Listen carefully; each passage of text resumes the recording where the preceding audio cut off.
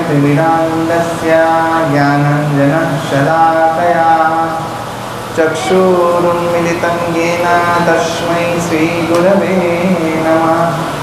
श्रीचैतन्यमनोभीष्टं स्थापितं येन भूतले स्वयं रूपकदा मह्यं ददाति स्वपदान्तिकं। वन्देऽहं श्रीगुरुं श्रीयुतं परकमलं श्रीगुरून् वैष्णवांश्च श्रीरूपं साग्रजातं सहगण रघुनाथान्वितं त्वं सजीवं साद्वैतं सावधूतं परिजनसहितं कृष्णचैतन्यदेवं श्रीराधा कृष्णपादान् सहगण ललिता श्रीविशाखान्वितांश्च नमो विष्णुपादाय कृष्णपृष्ठाय भूतले श्रीमते जयपताका स्वामिनिधि नामिने नमः आचार्यपादाय निताय कृपाप्रदायिने गौरकथाधामदाय नवरग्रामकारिणे नमो विष्णुपादाय कृष्णपृष्ठाय भूतले श्रीमते भक्तिवेदान्त स्वामिनिधि नामिने नमस्ते सारस्वते देवे गौरवाणी प्रचारिणे निर्विशेषशून्यवादी पाश्चात्यदेशतारिणे वंशाकल्पतरुभ्यस्य कृपा सिन्धुभ्यैव च पतितानां पावनेभ्यो वैष्णवेभ्यो नमो नमः। नमो महावदन्नाय कृष्णप्रेमप्रदायते कृष्णाय कृष्णचैतन्य नाम्ने गौरीकृष्णे नमः। पञ्चतत्त्वात्मकं कृष्णं भक्तरूपस्वरूपकं भक्तावतारं भक्ताख्यां नमामि भक्तशक्तिकं। हे कृष्ण करुणा सिन्धु दीनबन्धो जगत्पते गोपेश गोपिका कान्त राधाकान्त नमस्तुते। तप्त कांचन गौरांगी राजवृंदावनेश्वरी वृषभानुसुते देवी प्रणमामि हरिप्रिये। जय श्री कृष्ण चैतन्य प्रभु नित्यानंद श्री अद्वैत गदाधर श्रीवासादि गौर भक्तवृंद। हरे कृष्ण कृष्ण कृष्ण हरे हरे हरे राम राम राम हरे हरे। नीलाचल निवासाय नित्याय परमात्मने बलभद्र सुभद्राभ्यां जगन्नाथाय ते नमः। मुखं करोति वाचालं पंगुं लङ्घयते गिरिं यत्कृपातमहं वन्दे श्रीगुरुं श्रीचैतन्येश्वरं श्रीपरमानन्दमाधवम्। ॐ जन्माद्यस्य यतोऽन्वयादितरतश्चार्थेषु विद्यस्वराट् ब्रह्मजातिकवये मुह्यन्ति तत्सूरयः तेजोवारिमृदां यथा विनिमयो यत्र विसर्गं दिशाः धाम्ना स्वेन सदा निरस्तकुहकं सत्यं परमधीमहि। नारायणं नमस्कृत्य नरं चैव नरोत्तमं देवीं सरस्वतीं व्यासं ततो जयमुदीरये। नष्टप्रायेषु भद्रेषु नित्यं भागवतसेवया भगवती उत्तमश्लोके भक्तिर्भवति नैष्टिकी। नाम संकीर्तनं यस्य सर्वपापप्रणाशनं प्रणामरुक्कुशमनस्तं नमामि हरिं परं। हरिः ओम तत्सत्। त्वमादिदेवं करुणानिधानं तमालवर्णं सुहितावतारम् अपार संसार समुद्र सेतुं भजामहे भागवतः स्वरूपम्। ग्रंथराज श्रीमद् भागवत की जय। श्री भगवान बादरायण वेद व्यास जी की जय। श्री श्री सुखदेव गोस्वामी पाद की जय। महाराज परीक्षित की जय। दाई गोपमानंदे हरि हरि बोल। तो मेरे परमानंद गुरुदेव, मेरे परमात्मा परम गुरुदेव के चरणों कमल को चरण कमल को ध्यान करते हुए तथा मेरे इष्ट विग्रह गणों को सादर प्रणाम प्रणति प्रभक्ति निवेदन करते हुए हम लोग दशम स्कंदीय श्रीमद् भागवत सुवृंदावन लीला में प्रवेश करेंगे। हरे कृष्णा हरे कृष्णा। हेलो हरे कृष्ण।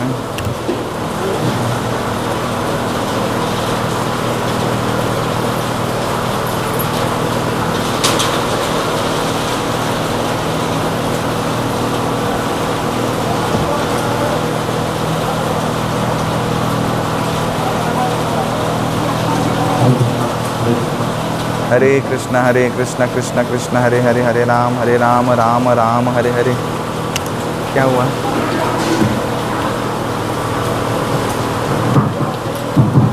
हरे कृष्णा। गोपीभिस्तोभितः अनित्यद् भगवान् बालवत् क्वचित् उद्गायति कचित् मुग्धः तद्वशः दारुयन्त्रवत्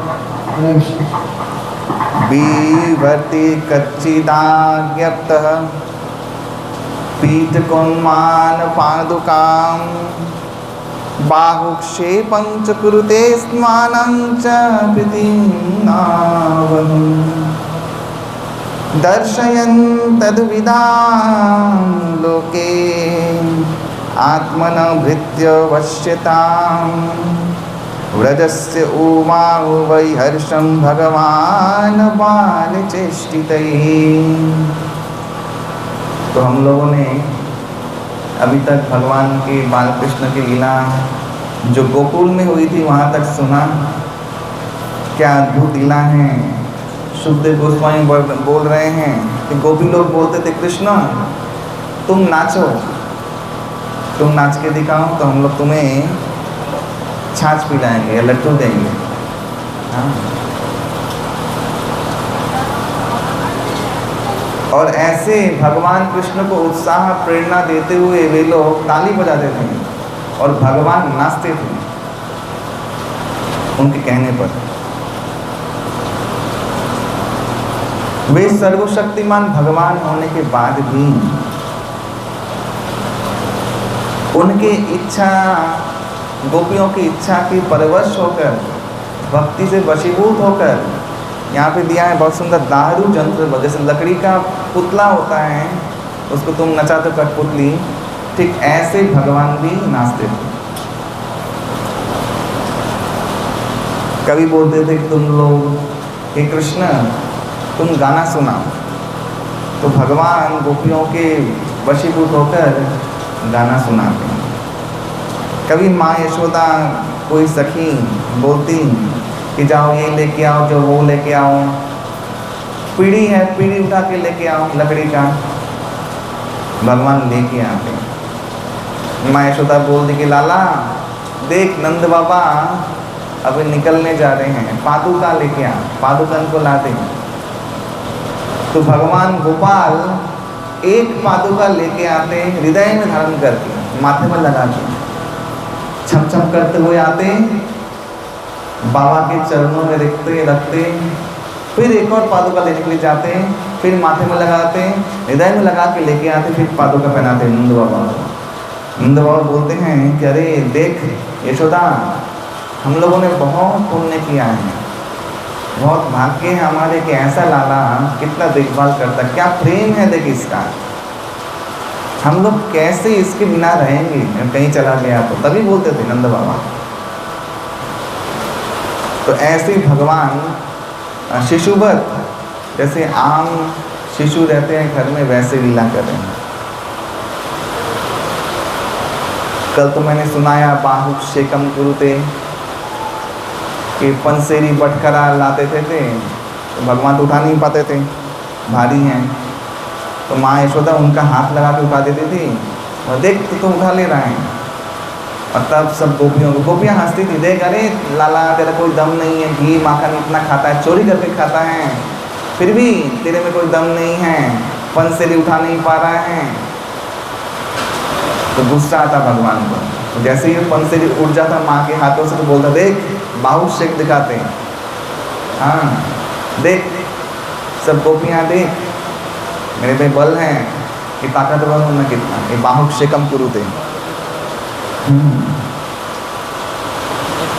ऐसे भगवान अपने शुद्ध भक्तों के ऊपर वशीभूत होकर बाल लीला संपन्न किए। सुखदेव गोस्वामी को परीक्षित महाराज ने पूछा कि ये मैंने तो वसुदेव, आज बहुत तेज बारिश हो रहा है, यज्ञ का फल वर्षा है। हाँ, गीता में भी लिखा हुआ है, वेद में भी लिखा हुआ है, यज्ञ होने से वर्षा होती है। यहाँ तो यज्ञ शुरू भी नहीं हुआ, वर्षा हो गई। ज्ञान यज्ञ चलता है, जैसे ज्ञान यज्ञ कहते हैं। तो सुखदेव गोस्वामी से पूछते हैं परीक्षित महाराज कि ऐसा क्या सौभाग्य था। हमने सुना वासुदेव और देवकी वे लोग भगवान से वर मांगे थे और त्रिजन्म भगवान उनके घर अवतरित होंगे, ये भगवान ने आशीर्वाद दिया था, शास्त्र बोला। तो वो सुना। नंद और यशोदा कौन है? नंद और यशोदा कौन है? तो उन्होंने एक कथा सुनाई सुखदेव गोस्वामी ने कि पुराण काल में वसुओं में, आप लोग जानते हैं अष्ट वसु, 8 वसु होते हैं। आप लोगों ने नाम सुना है भीष्मदेव का। भीष्मदेव भी एक वसुओं में से एक थे, उनका नाम था ध्रुव। ध्रुव वसु ही भीष्मदेव थे। महाभारत में शुरुआत में इन वसुओं का वर्णन है। महाभारत इन वसुओं से शुरू हो रहा है एक्चुअली।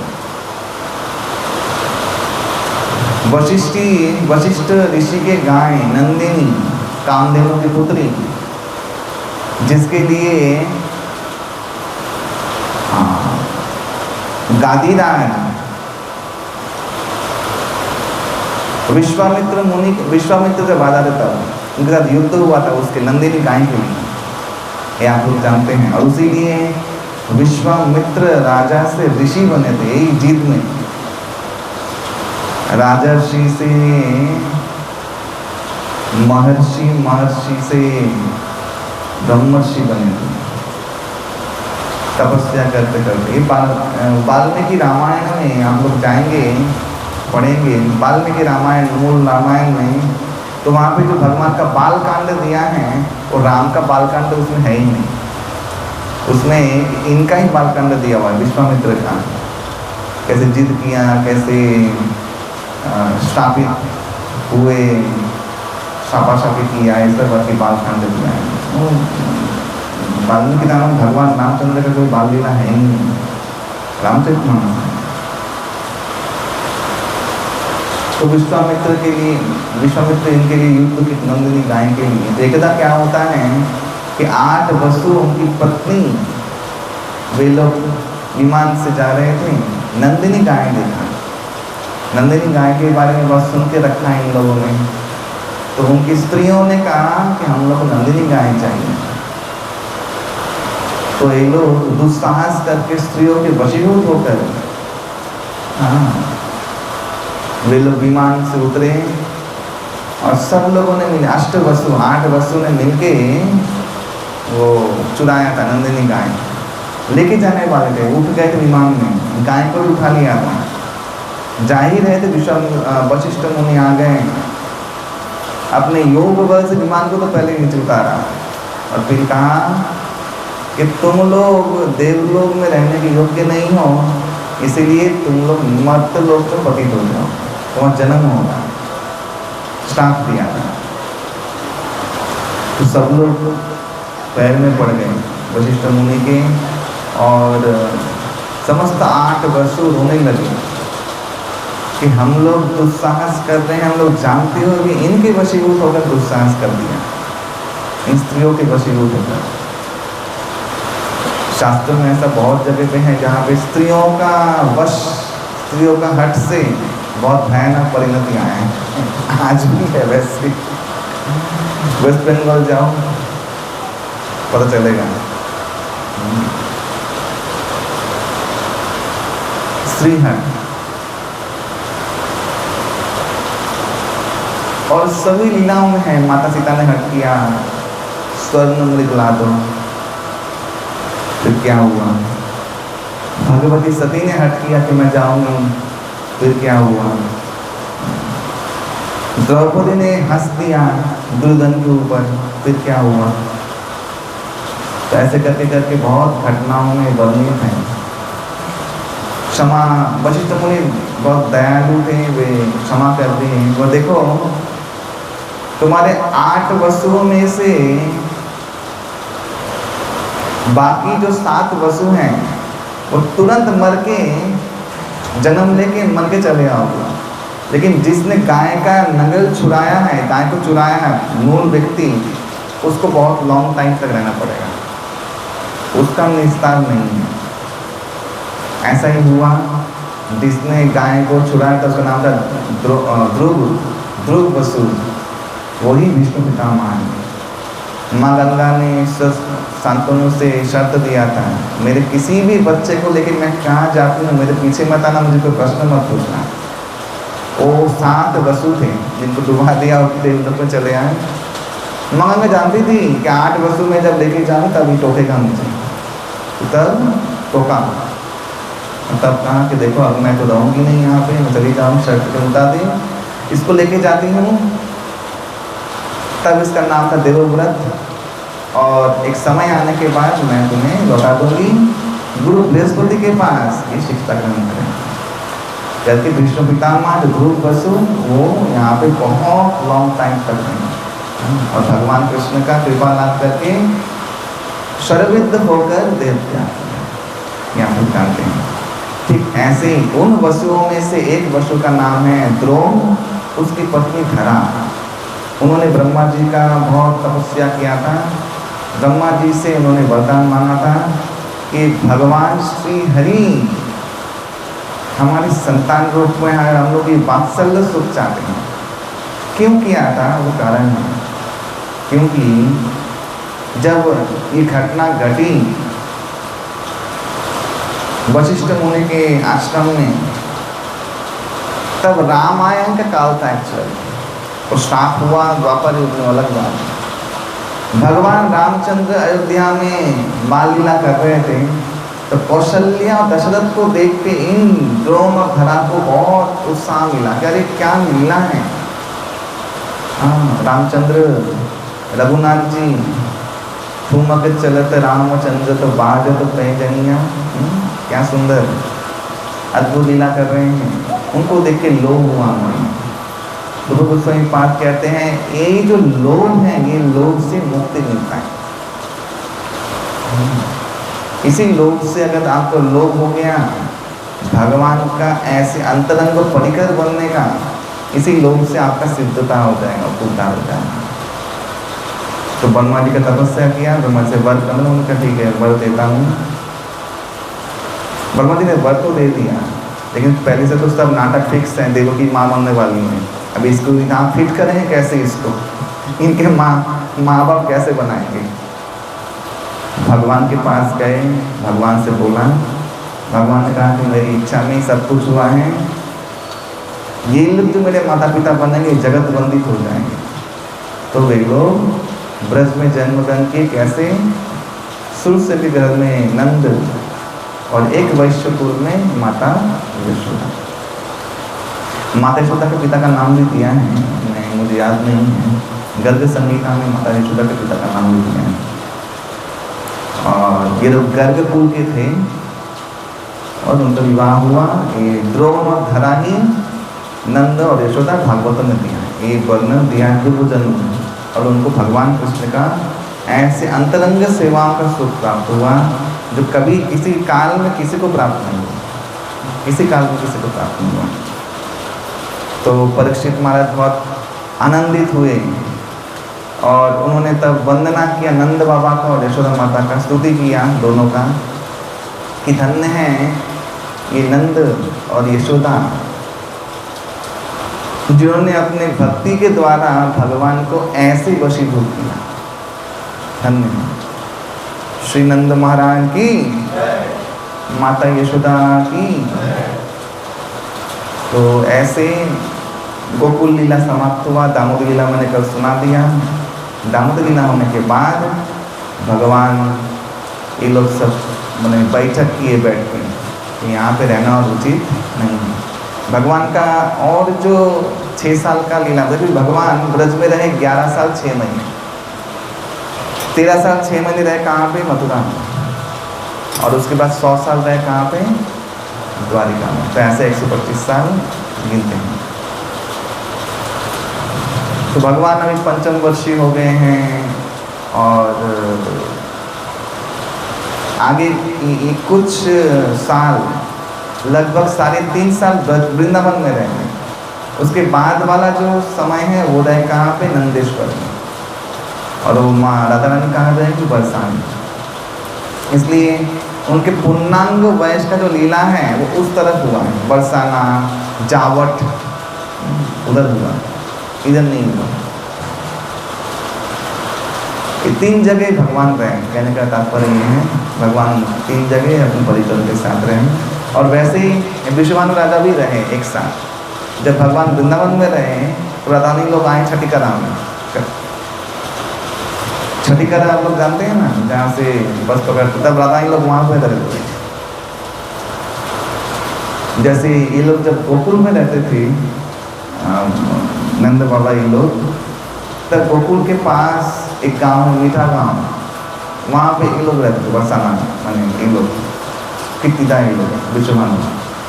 ठीक भगवान जब नंदीश्वर जाएंगे तब बरसाने में बृहद सानु बरसाना, वहाँ पे एक भानु परिवार शिफ्ट हो जाएंगे और वहीं से राधा रानी का विवाह हुआ।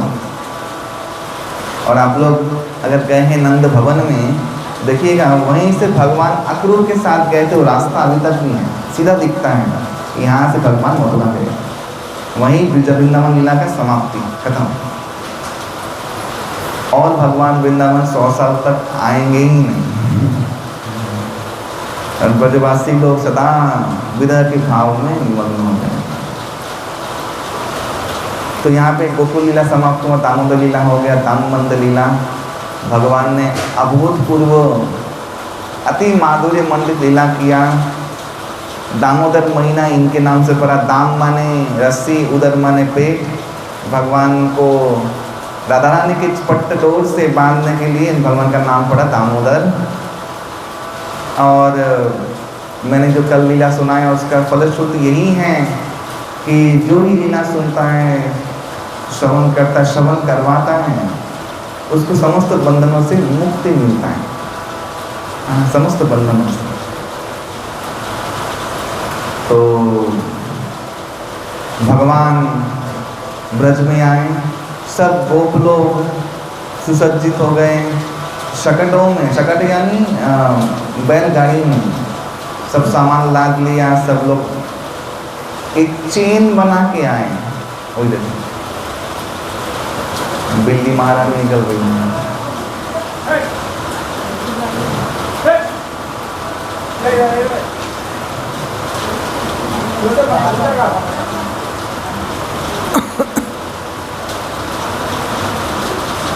तो शकट, सब लोग शकटों में बैठ के जा रहे हैं, सब लोग कृष्ण गुणगान कर रहे हैं। एक ही शकट में रोहिणी माता यशोदा अपने लाला को लेके बैठी हुई हैं, बलराम जी और लाला सो गए हैं, दोनों ही सो गए हैं। खाना पीना सब कुछ ले लिया, सब लोग कृष्ण गुणगान गाते हुए जा रहे हैं। और अंत तो गत्वा वे लोग पहुँच गए वृंदावन धाम। श्री वृंदावन धाम की अभी आने वाली सारी लीला यहाँ पे होने वाली हैं, जिस धाम में आप लोग जाते हैं। ब्रज 84 क्रोश में विस्तृत हैं, इसमें राजस्थान भी आते हैं। कामा गांव, राजस्थान का बहुत पार्ट आता है। भरतपुर का जो पार्ट वो 84 क्रोश में आता है। और ब्रजमंडल जो है, और 12 वन हैं। जैसे गोकुल है वो महावन, ऐसे वृंदावन। मथुरा क्या है? मधुवन, जहाँ पे राजधानी था उग्रसेन था। और ऐसे ही भांडीरवन, लौहवन, बिल्ववन, और कौन सा वन है? महावन हो गया, मधुवन हो गया, काम्यवन। काम्य वन, ऐसे करके 5 वन यमुना के पश्चिम कुल में है और 7 वन यमुना के पूर्व कुल में। तो इन वनों में ही भगवान ने बहुत लीला किया। उसमें एक तालवन भी है। कि तालवन में भगवान ने धेनुकासुर का वध किया। बलभद्र देव ने किया था तालवन में, सुना होगा आपने। इसलिए बलभद्र देव के रथ का नाम क्या है? तालध्वज। आप बलराम जी के रथ देखिएगा पूरी में, उसमें ताल वृक्ष बने हुए, तालध्वज। और ताल का ताड़ी जो था, ताल का ताड़ी होता, ताड़ी नो, ताड़ी सब लोग जानते हैं, एक तरीके का। हाँ,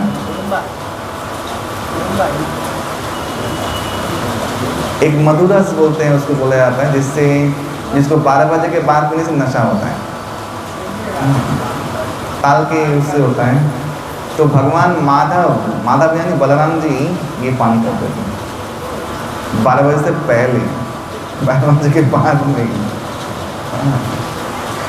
इसको ही किसी दही और इससे कर्पूर से मिश्रित करके उसको बोलते हैं वारुणी, जो भगवान बलराम जी का बहुत प्रिय एक पानीय है। हमारे एक गुरु महाराज हैं, सब लोगों ने पूछा कि वारुणी शराब है? बोले हाँ शराब बोल सकते हो, लेकिन इससे चांदनियम नहीं टूटता है, ऐसा शराब है। चांदनियम नहीं टूटेगा वारुणी पीने से। अभी आप लोग बना के पिएगा मत, रेसिपी जान लिए हैं, दे वारुणी बना, प्रसाद लगा पियो। तो ऐसे वनों का वर्णन है। और भगवान अब वृंदावन लीला प्रवेश करने वाले, वृंदावन सबसे पहली जो लीला हुई वो है एक फल विक्रेत्री, फल बेचने वाली, चतुर्थ वर्ण की। देखिए उस समय ब्रज में भी कितना सुंदर वातावरण था। पता नहीं भारतवर्ष में किसने ये फैला दिया है कि देखो हमारे धर्म में ये जात पात का भेद है। भागवतम में इसका वर्णन हो रहा है।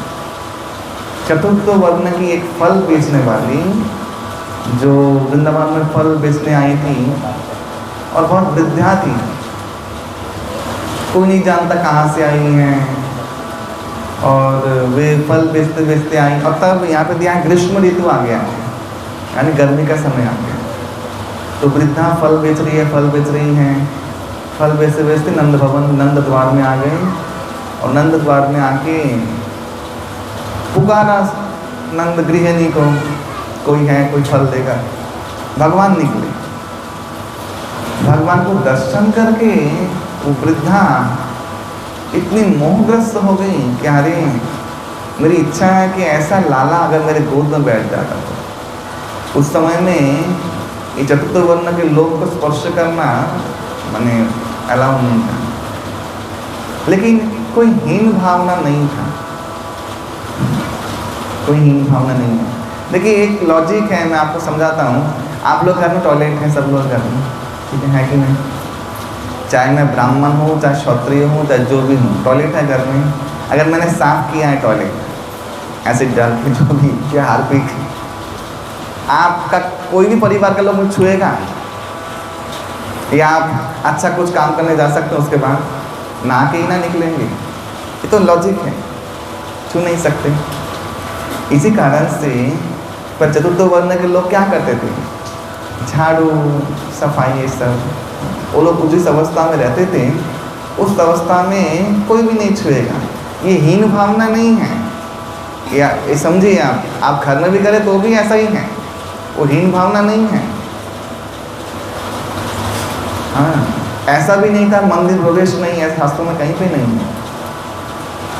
उस अवस्था में किसी को भी मंदिर प्रवेश नहीं, चाहे वो ब्राह्मण भी हो, चाहे क्षत्रिय हो, चाहे वो जो भी जाता हो। तुम अशुद्ध हो, हाँ, तुम सो के उठ के आए हो, स्त्री संग करके आए हो, ऐसे अवस्था में सारे वर्णों को मना था। ऐसा नियम है, राजा युद्ध करने के बाद मंदिर नहीं प्रवेश कर सकता, अपवित्र होता है, उनकी क्रियाएं होती है, तब जाके राजा फिर मंदिर जाने के योग्य होता है। ऐसा नियम था। इवन रानियों के साथ संग करने नहीं देते, राजा लोग युद्ध से आए, ऐसा शास्त्रों में वर्णन मिलता है। तो इसमें कोई हीन भावना नहीं है। तो फिर भी ब्रज में कितने लोग उदार थे कि ऐसे एक वृद्धा आई, सब लोगों ने फल लिया, कुछ फल बचे हुए थे। भगवान पूछा कि क्या देगी? सब फल मैं ले लूँगा। बोले आप जो लाओ लाओ। बोले एक धान लेके आओ चलेगा? बोले तो यही चलता था ना, पैसा नहीं था, कोई चावल दे रहा है, कोई धान दे रहा है, कोई अनाज दे रहा है, ऐसे करके। आज भी गुजरात में गांव है, उसमें ऐसा ही होता है।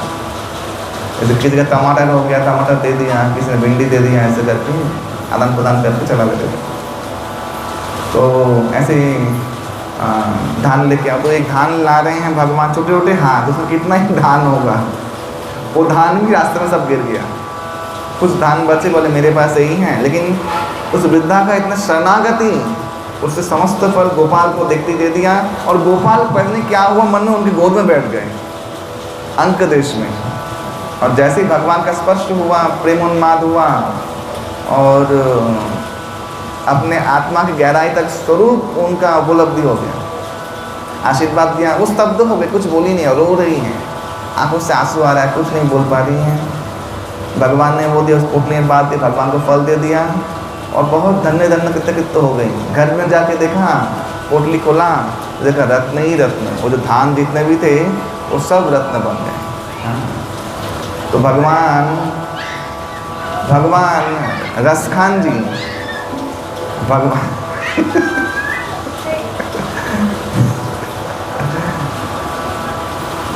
भगवान की भक्त रसखान जी, लेकिन मुस्लिम भक्त थे, लेकिन पुष्टि मार्ग से दीक्षित हुए थे। बरसाने में उनका समाधि है रसखान जी में। रसखान जी ने बहुत सुंदर पदों में इनका इस झांकी का वर्णन किया कि देखो भगवान बहुत बड़े सौदागर हैं, बुद्धि फिरा देंगे। क्या प्रेमी भक्त चाहता है मांगने के लिए बोलेंगे पहले, हाँ अगर आप फंस गए तो आप गए, अगर आप फंसे नहीं तो खुद ही बिक जाते हैं। ये भगवान का सौदा है, यही बोलो। हाँ, तो भगवान बहुत प्रसन्न हुए। ये पहला लीला वृंदावन में घटा, ये फल विक्रेते का। भगवान अभी बड़े हो गए हैं, ग्वाल लीला हुई भगवान की। आप लोग जानते हैं गोपाष्टमी भगवान पंचम वर्षीय जब थे, गोपाष्टमी भगवान अभी स्वतंत्र रूप से गाय चारने निकले।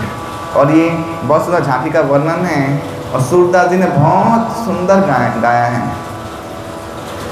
चित स्वामी ने भी गाया है, जो पुष्टि मार्ग के आचार्य हैं, और हमारे बिलुआन ठाकुर ने भी इसको श्लोक में लिखा है कि भगवान गोपाल की नाम जाते हैं ना, क्या गाते हैं, छोटी छोटी गैयाँ, छोटे छोटे ग्वाल, छोटे सुमेरो नंद गोपाल, आगे आगे गैयाँ, पीछे पीछे ग्वाल, रास से रसाए देखो मेरे मदन गोपाल।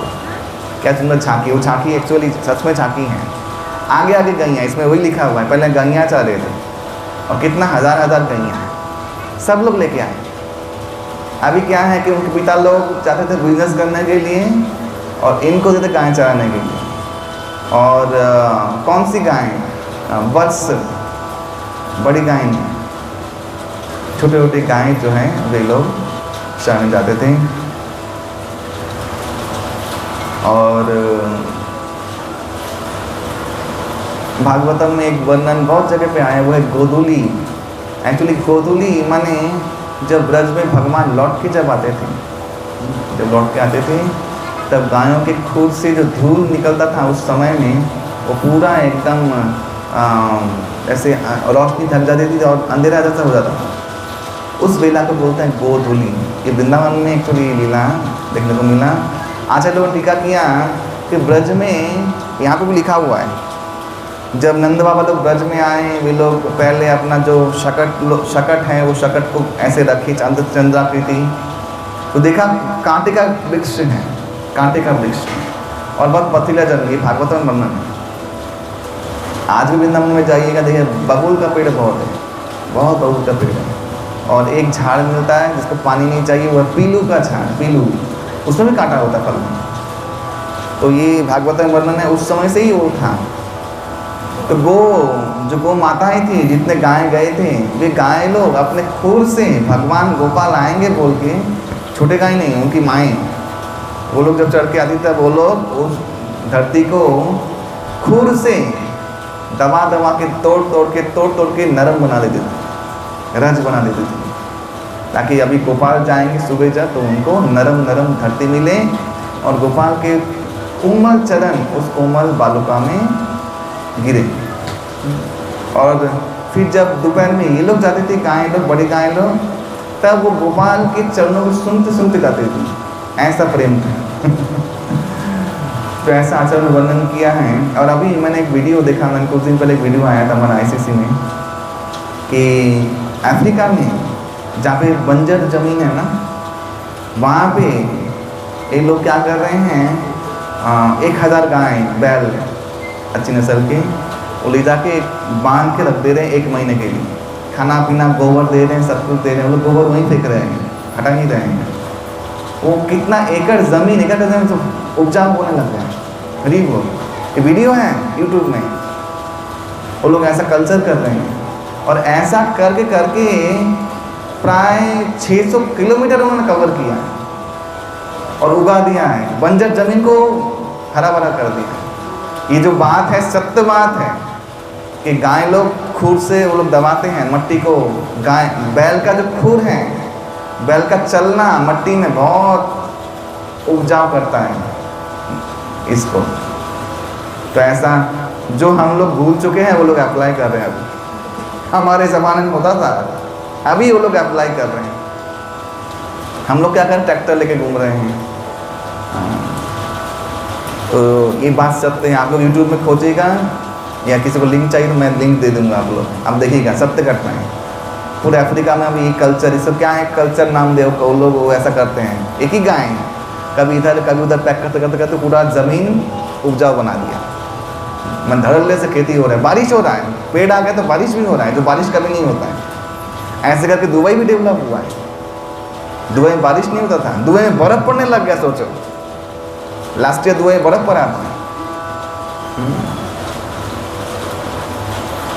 तो गौ माता का ये कृपा, इसलिए गो, देखिए जब परीक्षित महाराज का वो याद कीजिए भागवतम में, जब परीक्षित महाराज देख रहे हैं कि एक गाय रो रही है, उसका पति बैल जिसका 3 पाँव टूट चुका है, काट दिया है, और काला सा पुरुष खड़ा हुआ है।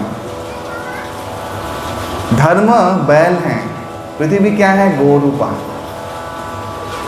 भगवान के पास कैसे गए, पृथ्वी गो रूप धारण करे। इसलिए पृथ्वी के साथ गाय और बैल का बहुत संबंध है। पृथ्वी को उपजाऊ करना है, पृथ्वी को सटीक रखना है, वो गाय और बैल का जो प्राचीन पद्धति है, आगे जाके हम लोग को उस पर निर्भर होना पड़ेगा। अगर रोग मुक्त आहार चाहिए तो अभी तो हो ही रहा है, तो ऑर्गेनिक फार्मिंग, हाँ, यानी गाय के गोबर मूत्र से एक प्राचीन मेडिसिन है जो ऋषि लोगों ने देखे गए थे। गोमूत्र को उबाल के उसमें 5 पत्ते, क्या क्या पत्ते, शिव जी को जो पत्ता चढ़ता है, फूल चढ़ता, क्या नाम है, काम फ्लावर, आकंद, ना आकंद जो फूल चढ़ता है ना, एक फूल हनुमान जी को चढ़ता है, आकड़ बोलते हैं, उसका पत्ता, गोमूत्र, नीम का पत्ता, हाँ, इसका फूल को क्या बोलते हैं, बेर का पत्ता, और बबूल का डाल, और अश्वगंधा, ये 5 पत्ते मिला के उबालने से एक समय के बाद एकदम वो काला रंग हो जाएगा, कुछ हरा रंग का, वो ठंडा करके उसको पेड़ में डालने से कीटनाशक है, कोई कीड़ा नहीं लगेगा। अभी गुजरात में बहुत लोग ये अप्लाई कर रहे हैं, अच्छा फल आ रहा है, कोई कीड़ा नहीं लगेगा। सब हैं, हम लोग का दिमाग पता नहीं कहाँ है। पढ़ाई नहीं करते ना, शास्त्र वास्त्र खोल के देखते नहीं हैं, सुनते नहीं हैं, घुसे हुए सारा दिन फेसबुक में, इधर फोटो खींच के उधर करके फोटो डाल रहे हैं। हमारे भक्त लोग भी देखा है, कहीं बाहर घूमने जा रहे हैं, एयरपोर्ट में उठने से लेके, प्लेन में बैठने से लेके, पूरा घूम घाम के सब जगह लाइव आएंगे। मैंने लाइव 16 माला करने से ज़्यादा धर्म है। अगर लाइव नहीं आया, वृंदावन परिक्रमा कर रहा है, लाइव कर रहा है वहाँ से।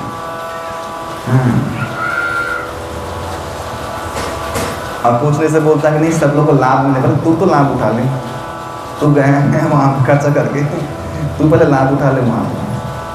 तो यही सबका योग। और एक और चीज़ याद रखिए, मैंने साइंटिफिकली सुना है, हमारे गौर क्या नाम है गौतम प्रभु का, गौर गुण सागर प्रभु से, जो मोबाइल देखते हुए टीवी देखते हुए खाना खाता है वो ब्रेन से बुद्धिहीन हो जाता है। सावधान, बच्चे लोग खाते हैं ना, खिलाते हैं ना, डल हो जाएगा, ब्रेनलेस हो जाएगा, कुछ याद नहीं रहेगा, कुछ ही नहीं रहेगा। ये साइंटिफिक है, ये शास्त्र में लिखा हुआ नहीं है लेकिन ये साइंटिफिक है। जो टीवी देखते खाना खाते हैं, मोबाइल देखते खाते हैं, ब्रेन डल हो जाएगा। एक समय के बाद बुद्धि एकदम, मतलब भैंस का भी बुद्धि ज़्यादा लगेगा उसके सामने, ऐसा हो जाएगा। तो ये पहली लीला चाहिए। गोपाल गए गोष्ठों में, बकासुर का वध का उल्लेख है। बकासुर को भेजा, भगवान उसके पेट में घुस गए, उसको निगल लिया। लेकिन भगवान ने बोले, ब्रह्मा के पिता यहाँ पे दिया, ब्रह्मा के पिता भगवान अपने देह की गर्मी को ऐसा बढ़ाए कि लगता है कि उसने गर्म लोहा निगल लिया हो, उसने भगवान को उगल दिया फिर से। और भगवान ने वृद्ध रूप धारण करके बड़े हो गए, चोंच को ही दो फाड़ के फेंक दिया। सबके सामने देखा कि वो दिव्य ज्योति, प्राण ज्योति भगवान में विलीन हो गई, ऐसे भागवत में लिखा हुआ है। यहाँ पे सेतुबंध लीला का एक श्लोक में से उल्लेख है, दिया नहीं है, लेकिन ब्रह्मवत पुराण में ये दिया हुआ है। सेतु बनाया था, राम सेतु जैसा सेतु, आज भी वो सेतु है, कामेवन में। एक बहुत मज़ेदार लीला मैं सुनना चाहता हूँ, तो इधर नहीं है, मैं देख के आया वो बोल रहा हूँ ब्रज में। कामेवन में जाएंगे आप लोग, घूमेंगे तो वहाँ पे व्योमासुर का गुफा है, भोजन स्थली के सामने, उसके आगे चरण पहाड़ी है ना, भगवान के चरण चिन्ह है, भगवान के मौजूद हैं। चरण पहाड़ी के ठीक सामने लुक कुंड है। इस लुक कुंड का बहुत सुंदर घटना है। और उस पहाड़ी में प्राय सब भगवान के साथ बलराम, समस्त गोप जितने भी बालक थे उनके भी चरण चिन्ह हैं, गाय के भी चरण चिन्ह हैं। और समस्त रसिक भक्तगण वहाँ पे आज भी तपस्या करते हैं, सिद्ध भी होते हैं। हमारे ब्रज के अनंत विभूति चित स्वामी जी जो पुष्टि मार्ग के वहीं पे सिद्ध हुए थे, भगवान के दर्शन के साक्षात दर्शन किया था भगवान का। तो क्या हुआ, लुक कुंड क्या अद्भुत एक घटना। वैसे कुंड है, सब लोग गाय चरा रहे हैं, भगवान दोपहर हो गया, लंच के ठीक पहले गाय अपने जगह खेल रहे हैं। और क्या खेल है, खेल का क्या बहुत सुंदर सिस्टम है कि पानी में कौन कितने देर तक सांस रोक के बैठ सकता है पानी में कितने देर तक। और 3 सहेलियां आ रही है, सुंदर, छाता खोल नहीं है। तो भगवान सांस मैंने नीचे रोक रहे हैं और देख रहे हैं कि मैं तो क्षीर सागर में बैठता हूँ, मुझे तो प्रैक्टिस है, ये लोग कैसे देर कैसे रोक सक रहे हैं। भगवान को ताज्जुब हो गया, ये लोग क्या कर रहे हैं, भगवान तो ईमानदारी से डूबे हुए हैं, ये लोग उठ के फिर बैठ जा रहे हैं सांस लेके।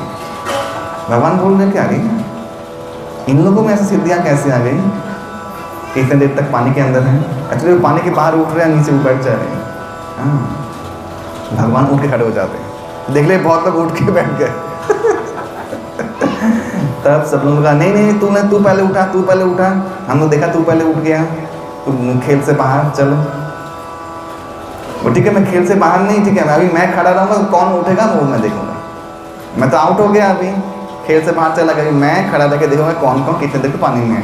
और तो फंस गए सब लोग, अभी तो कोई कुछ नहीं कर पा रहा है, पानी के नीचे हैं सब लोग। पानी के नीचे गए और भगवान अंतर ध्यान हुआ, पानी के नीचे हैं सब लोग, डर के मारे कि अभी कान्हा तो देख रहा है।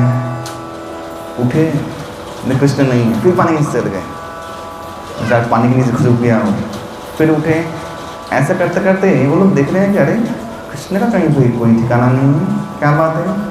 तो सब लोग थोड़ा सा ये होगा, ये डूब तो नहीं गया। सब लोग पानी में खोदना शुरू कर दिए।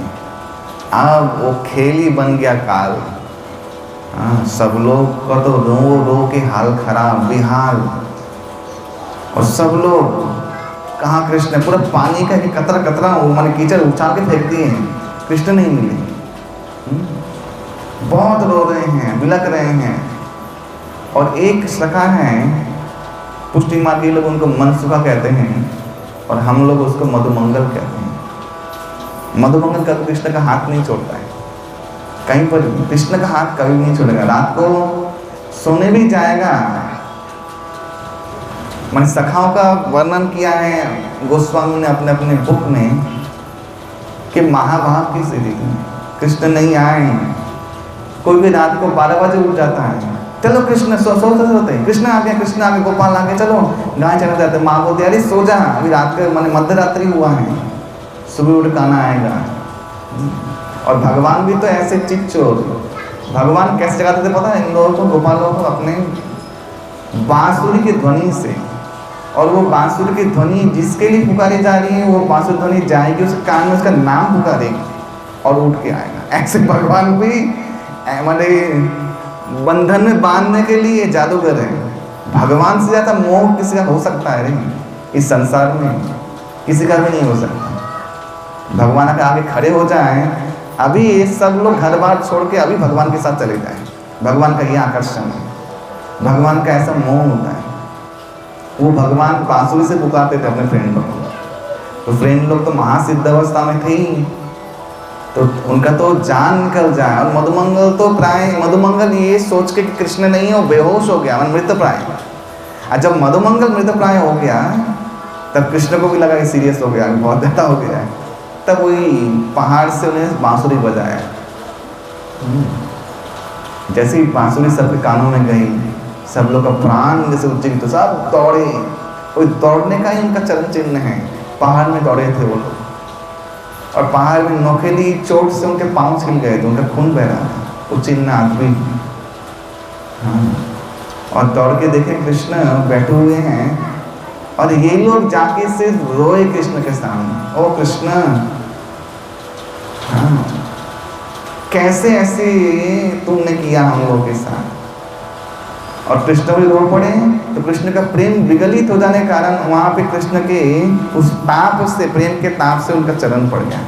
आज भी वो चरण है, चरण पहाड़ी में, और गोपाल का, गोखुर का चरण है, उन सब गोपालों का चरण है कहीं कहीं पहाड़ी में। ये लीला, ये गोपालन लीला में अंतर्गत है लीला। और तब कृष्ण बोलते हैं, कृष्ण एक दिन बलराम को बोल रहे हैं कि आगे जाके मथुरा जाना है, कैसे छोड़ के जाएंगे इन लोग, तो मर जाएंगे, क्या करेंगे। सोचिए, भगवान चिंतित हो गए, इन लोग भक्त लोग क्या करेंगे, ये लोग क्या करेंगे। मैं थोड़ा सा इधर आया तो इन लोग का ये हालत है, मैं चले जाऊंगा मथुरा में तो इन लोग क्या हालत है। भगवान चिंतित हो गए। बलराम बोले, देखो योग माया पूर्णिमा से रूप में अवतरित हुई है, जरूर वो कुछ करेगी। मैंने सोचो, भगवान भी योग माया के ऊपर छोड़ दिए कि क्या होगा कोई नहीं जानता। ये भगवान और भक्त का संबंध है, जहाँ पे भगवान भी भक्त का भविष्य निर्णय कर नहीं पाता, क्या करेंगे इन लोगों को लेके। ऐसा प्रेम, ये प्रेम पाने के लिए भगवान ऊपर से आते हैं नीचे, यही कारण है भगवान की मधुर लीला। यही समस्त रसिकों का प्राण धन है, संपत्ति है। महाराज जी सुना रहे थे बहुत सुंदर घटना। देखो, कोई गृहस्थ है, कोई भी व्यक्ति है, पैसा कमा रहा है, कमाते कमाते कितना ही वह कमाएगा, 60 लाख 75 लाख 80 लाख कुछ भी जीवन पे, उसमें वो एक फ्लैट लेता है कहीं पर भी घर, उसमें शायद वो मर जाता है। उसके बच्चे लोग हैं तो वो लोग ऐसा करके जिंदगी काट रहे हैं। अभी भारतवर्ष का, मैंने मिडिल क्लास फैमिली का बोल रहा हूँ मैं।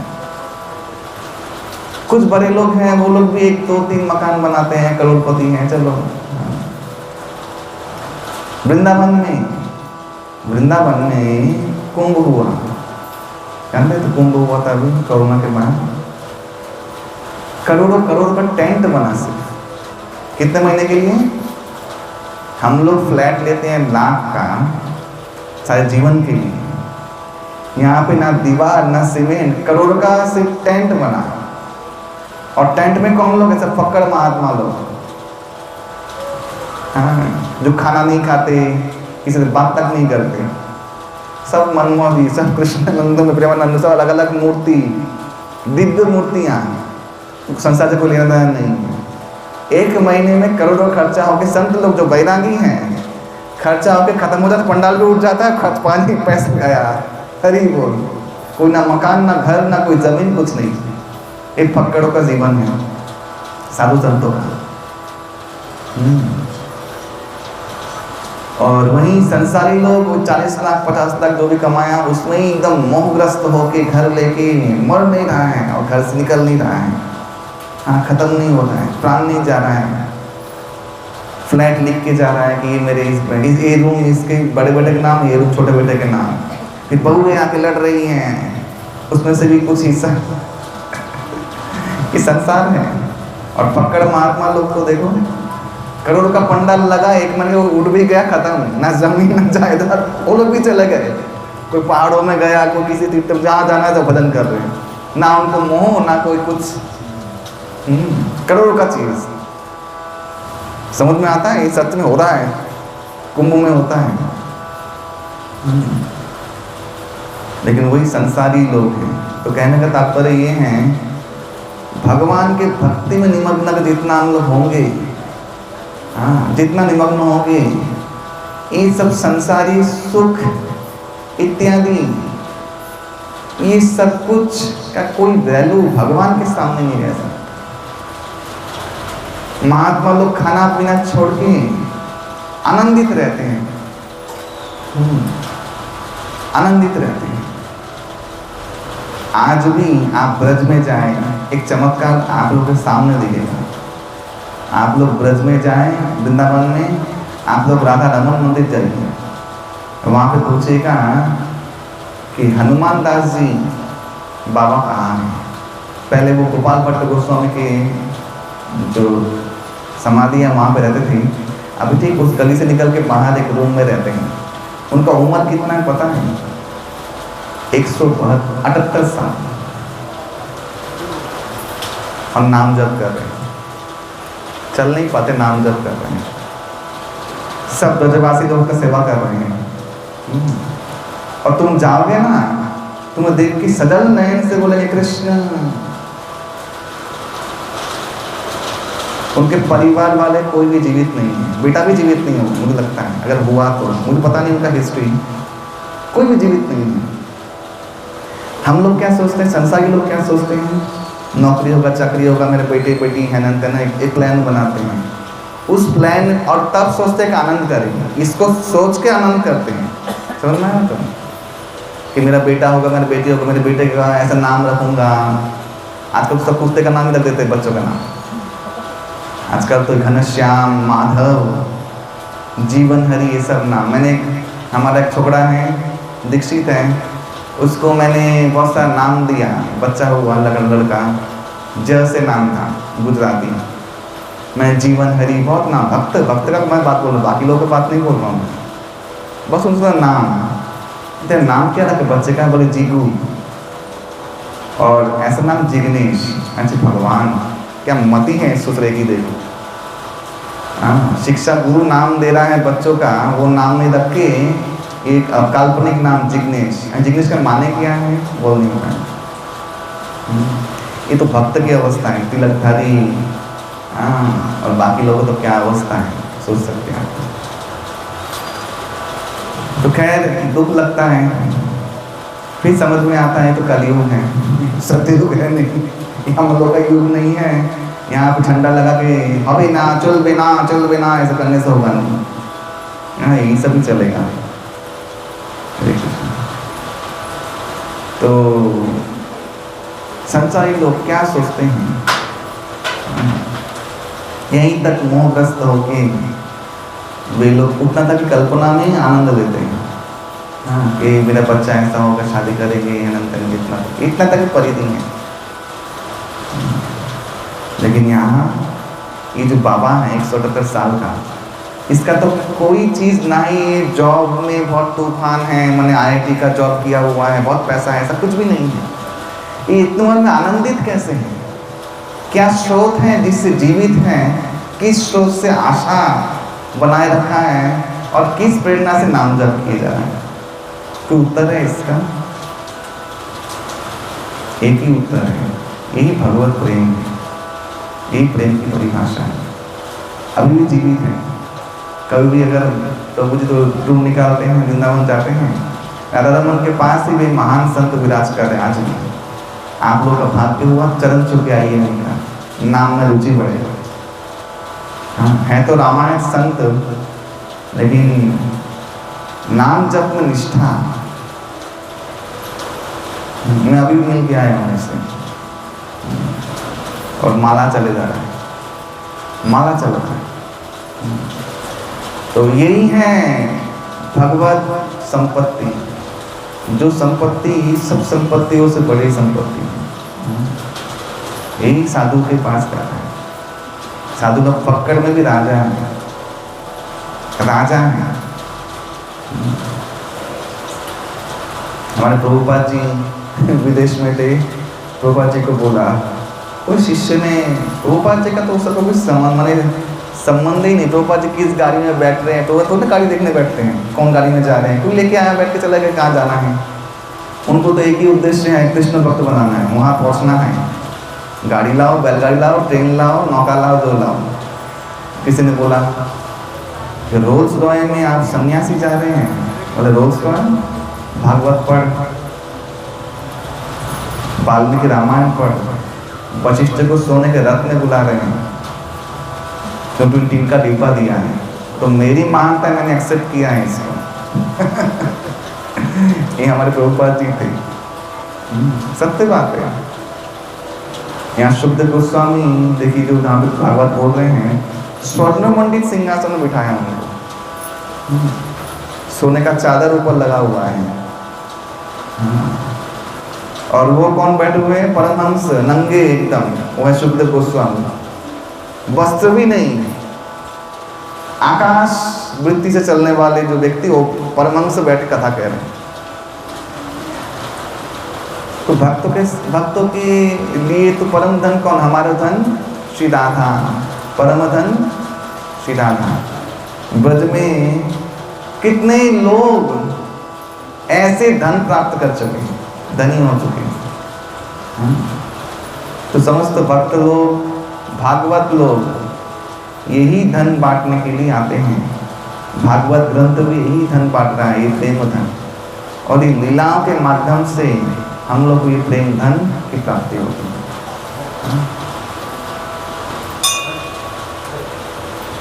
तो भगवान ऐसे बकासुर को वध किए। सेतुबंध का एक श्लोक में उल्लेख है, सेतुबंध बानरों के साथ मिला। अभी आया एक बड़े असुर का पर्व, वो है अघासुर। अघासुर की कंस के परिकरों में से था। अघासुर को कंस ने ब्रज में भेजा। ब्रज में भेजने के बाद एक ताज्जुब का चीज जिसमें मैंने पढ़ा और सुना, अघासुर जब प्रकट हुआ तब विशाल उसका मुंह खुला हुआ है, लगता है बहुत बड़े पर्वत का एक गुफा है, उससे विषैले गर्म सांस का निर्गमन हो रहा है, निर्गमन हो रहा है। लेकिन सांप जब चलता है तो रैंक ही चलेगा ना। तो रैंक के अगर वैसा एक काय, इतना विशाल सांप चल रहा हो तो भूकंप नहीं हुआ, वहाँ पे ऐसा दिया नहीं। यानी वो प्रकट हुआ था और उसने अपना रूप को वहाँ पे बढ़ाया था। और फिर वो सब लोग देखें कि ऐसा वर्णन है भागवत में कि उसका मुंह ऐसा पूरा विशाल पर्वत, उसमें मेघ जमा गया था। सोचिए, बादल था, इतना बड़ा मुख था, भागवतम में लिखा हुआ है। हरे कृष्ण। बादल जैसा उनको चेयर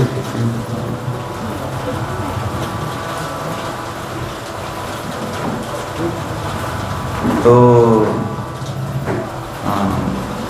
नित्य गोपाल लोग जा रहे हैं और नित्य वे लोग जाते हैं गायें। हमारे श्रीमद् भक्तचरण स्वामी महाराज बोलते थे कि भगवान सुबह दोपहर को 2 असुर मारते थे डेली। ये उनका डेली का बिजनेस था। और भगवान तो जान गए, लेकिन ग्वाल बाल लोग बोले बहुत बड़ी गुफा है, कहाँ से आई, बस में कभी देखा नहीं। लेकिन यहाँ पे इसलिए इसको सार्थक किया गया क्योंकि वो लोग नए नए आए थे। सुना आपने गोकुल से नए नए पहुँचे, उन लोग पता नहीं शायद गुफा थी, शायद हम देखा नहीं। अच्छा, ये गोवर्धन के निकट हुआ है एक घटना, वो शायद गुफा थी, हम लोग देखा नहीं, चलो कृष्ण चलते हैं। कृष्ण मना किया सबको, नहीं नहीं नहीं, ये सामान्य गुफा नहीं, मत जाओ। लेकिन भगवान जानते हैं, ग्वाल बाल लोग अंदर चले गए। एक सीट में समस्त ग्वाल बाल लोग उनके पेट में गए, विषक्रिया होने लगा, जलने लगे।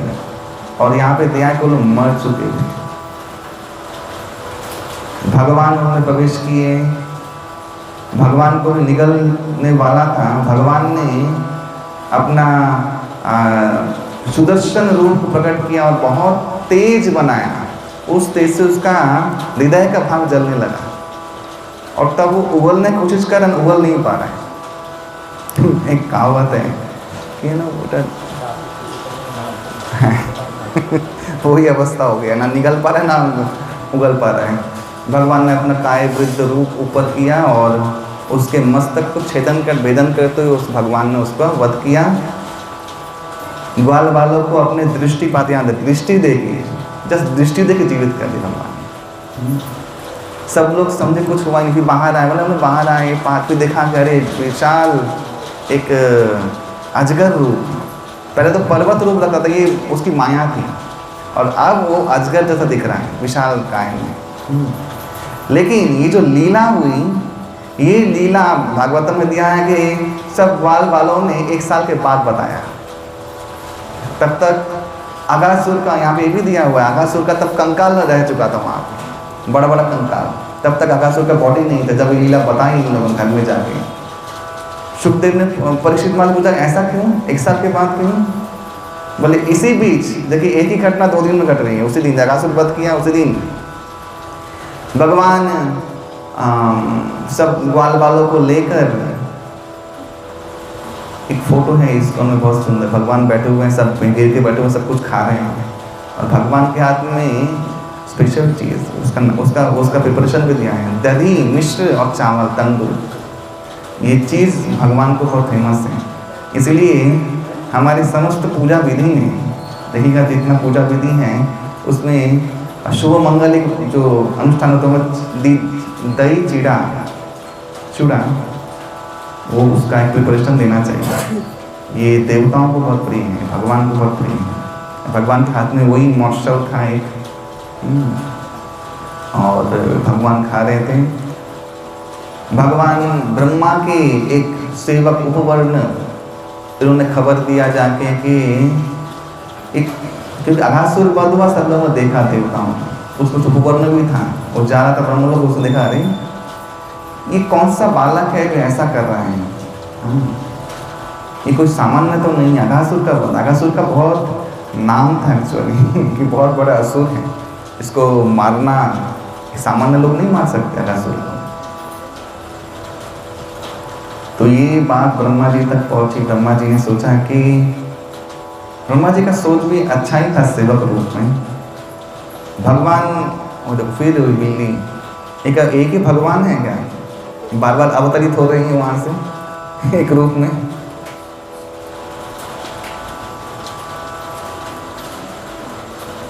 आज वैसी 2 रामों मूर्ति प्रकट हुए हैं, एक है जामोदग्नि राम, एक दशरथी राम। तो ब्रह्मा जी सोचने लगे कि कोई कपटी तो नहीं है जो अपने आप को भगवान घोषित करने के लिए ऐसा कुछ मायावी लीला कर रहा है, क्या कोई असुर तो नहीं है, कोई आसुरिक शक्ति तो नहीं है। तो ये सोचा था ब्रह्मा जी ने। लेकिन ब्रह्मा जी का यहाँ पे एक दोष ठाकुर विलोमंगल बोलते हैं कि ब्रह्मा जी जानते थे भगवान का अवतार होने वाला है। ब्रह्मा जी खुद गए थे लेके सब देवताओं को, भगवान ने 2 बाल गिरा के इशारा किया था। और भागवतम में महाभारत में तो ऐसा है, भागवतम में लिखा हुआ है तो प्रेरणा दिया था हृदय से। हाँ, और कहा था अवधेय तो तुम सब देवताओं को बोलो अवधेय होने के मेरे साथ। तो भगवान ने कहा था, भगवान मुझे जानते रहे, फिर उनको संदेह कैसे हुआ है तो भगवान ही जानते, भगवान की लीला है। भगवान का ये रूप जब ब्रह्मा जी आए तब ब्रह्मा जी चित्र देख रहे हैं। क्या चित्र देख रहे हैं? ऐसा यहाँ पे लिखा नहीं, लेकिन ऐसा और पुराणों में लिखा हुआ है कि मधुमंगल जो बहुत प्रसाद पटु था, तो मधुमंगल क्या कर रहा है? मधुमंगल अमृत केली खीर पी लिया है। अब कृष्ण बोल रहे थे मुंह में क्या है, तूने क्या छुपाया है, क्यों तू क्या छुपा के खाया, तूने मुझे दिया नहीं है। सभी अपने अपने घर से टिफिन लेके आते थे और भगवान सबसे वो महाप्रसाद माने भगवान खा के आलोक के प्रसाद बनाते थे सबको, और फिर सब लोग खाते थे। तो मधुमंगल को बहुत पसंद था, तो मधुमंगल ने पी लिया छुप के और मुंह ऐसा है मधुमंगल का। भगवान का क्या क्या किया रे, दिखा दिखा क्या पिया छुपके छुपके। वो भगवान ने ऐसे फोड़ दिया और वो निकल गया मुंह से, और भगवान ने वो लेके खा लिया। और ये देख के ब्रह्मा जी तभी पहुंचे, वो वही सीन देख रहे हैं कि ये तो भगवान एकदम ही नहीं हो सकता। क्यों नहीं हो सकता? ब्रह्मा जी विधि मार्ग के आचार्य हैं। ब्रह्मा जी को ये सब चीज कभी देखा नहीं। ब्रह्मा जी वेद वक्ता, ब्रह्मा जी सावित्री सरस्वती के पति, जो सरस्वती समस्त उपनिषदों का प्रेरणा दिया समस्त ऋषियों को। गार्गी की गुरु सरस्वती, उनके पति, उनको तो ये सब समझ में ही नहीं आया कि ये तो परब्रह्म हो नहीं सकता।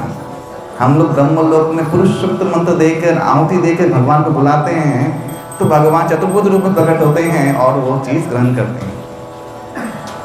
भगवान कभी भी ऐसे किसी का झूठा लेके ऐसे वो भी मैंने ऐसा कहा गया है कि अच्छा के निम्न वर्ण के किसी का कैसे झूठा लेके कैसे खा सकते हैं। और भगवान के हाथ में वो दरी।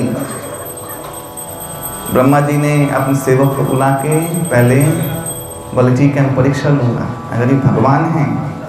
और वो भगवान समझ के परीक्षा नहीं लिया था, वो समझा कोई मायावी है, कोई और मायावी है, परीक्षा जानना चाहिए क्या है तत्व, नहीं तो ये तो बहुत कुछ कर सकता है। ऑलरेडी कंस को लेकर परेशान है, अब ये कौन तत्व प्रकट हुआ है। तो ये सोचकर उन्होंने ब्रह्मा जी ने अपने सेवक को कहे कि ग्वाल वालों को ब्रह्मलोक भेज दे, गायों को, बछड़ों को।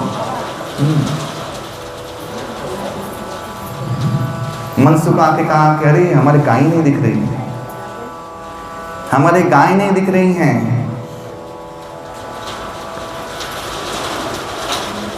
हाँ कल तक के लिए। हरे कृष्ण। तो गाय नहीं दिख रही है, मनसुख आ गया तो बोले बलराम जी, सब लोग गए हैं। अच्छा इस दिन बलराम जी नहीं आए थे, क्यों नहीं आए थे? बलराम जयंती थी। बलराम जी को लीला पता नहीं, ये लिखा हुआ है बलराम जयंती थी, बलराम जी नहीं आए थे। कृष्ण देखने गए, ठीक है तुम लोग रुको, तुम लोग खाओ, भगवान सेवा कर रहे हैं।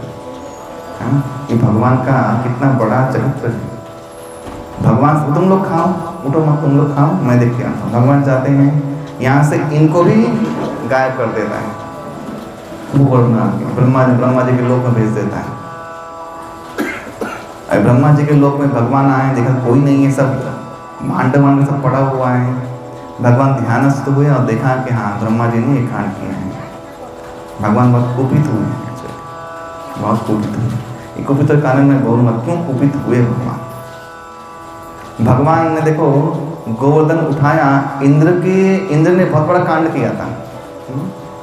शास्त्र में दिया गया है कि वैष्णवों को तुरीयवाच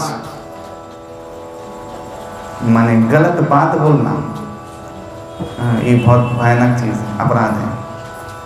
वैष्णवों को मानसिक क्लेश पहुंचाना अपराध है। वैष्णवों को मारना और ये 3 अपराधों का मेन उच्च अवस्था है। इंद्र ने ये तीनों किया था गोवर्धन लीला में। लेकिन फिर भी इंद्र जब सुरभि गाय के पूंछ पकड़ के गए तब भगवान पता नहीं क्या क्षमा कर दिया। ब्रह्मा जी को क्षमा नहीं किया अपना। कारण क्या कारण है? ब्रह्मा जी तो लेके गए, भगवान ने अपना ऐश्वर्य पहली बार वृंदावन में प्रकट किया ब्रह्म मोहन लीला में। कभी ऐश्वर्य प्रकट नहीं किया। जो भी असुर को मारा बिना अस्त्र के, घुसा मार के, मुंह तोड़ के, चोंच उखाड़ के, बाबा तो ऐसा है। सीता माँ को वरदान दिया था ना कि ठीक है मैं अस्त्र धारण नहीं करूँगा। माँ सीता के वरदान के हिसाब से यहाँ पे वो अस्त्र धारण नहीं किया ब्रज में, ब्रज भगवान का अस्त्र धारण नहीं किया, तो ऐसे करके मारा। लेकिन अभी ऐश्वर्य प्रकाश किया।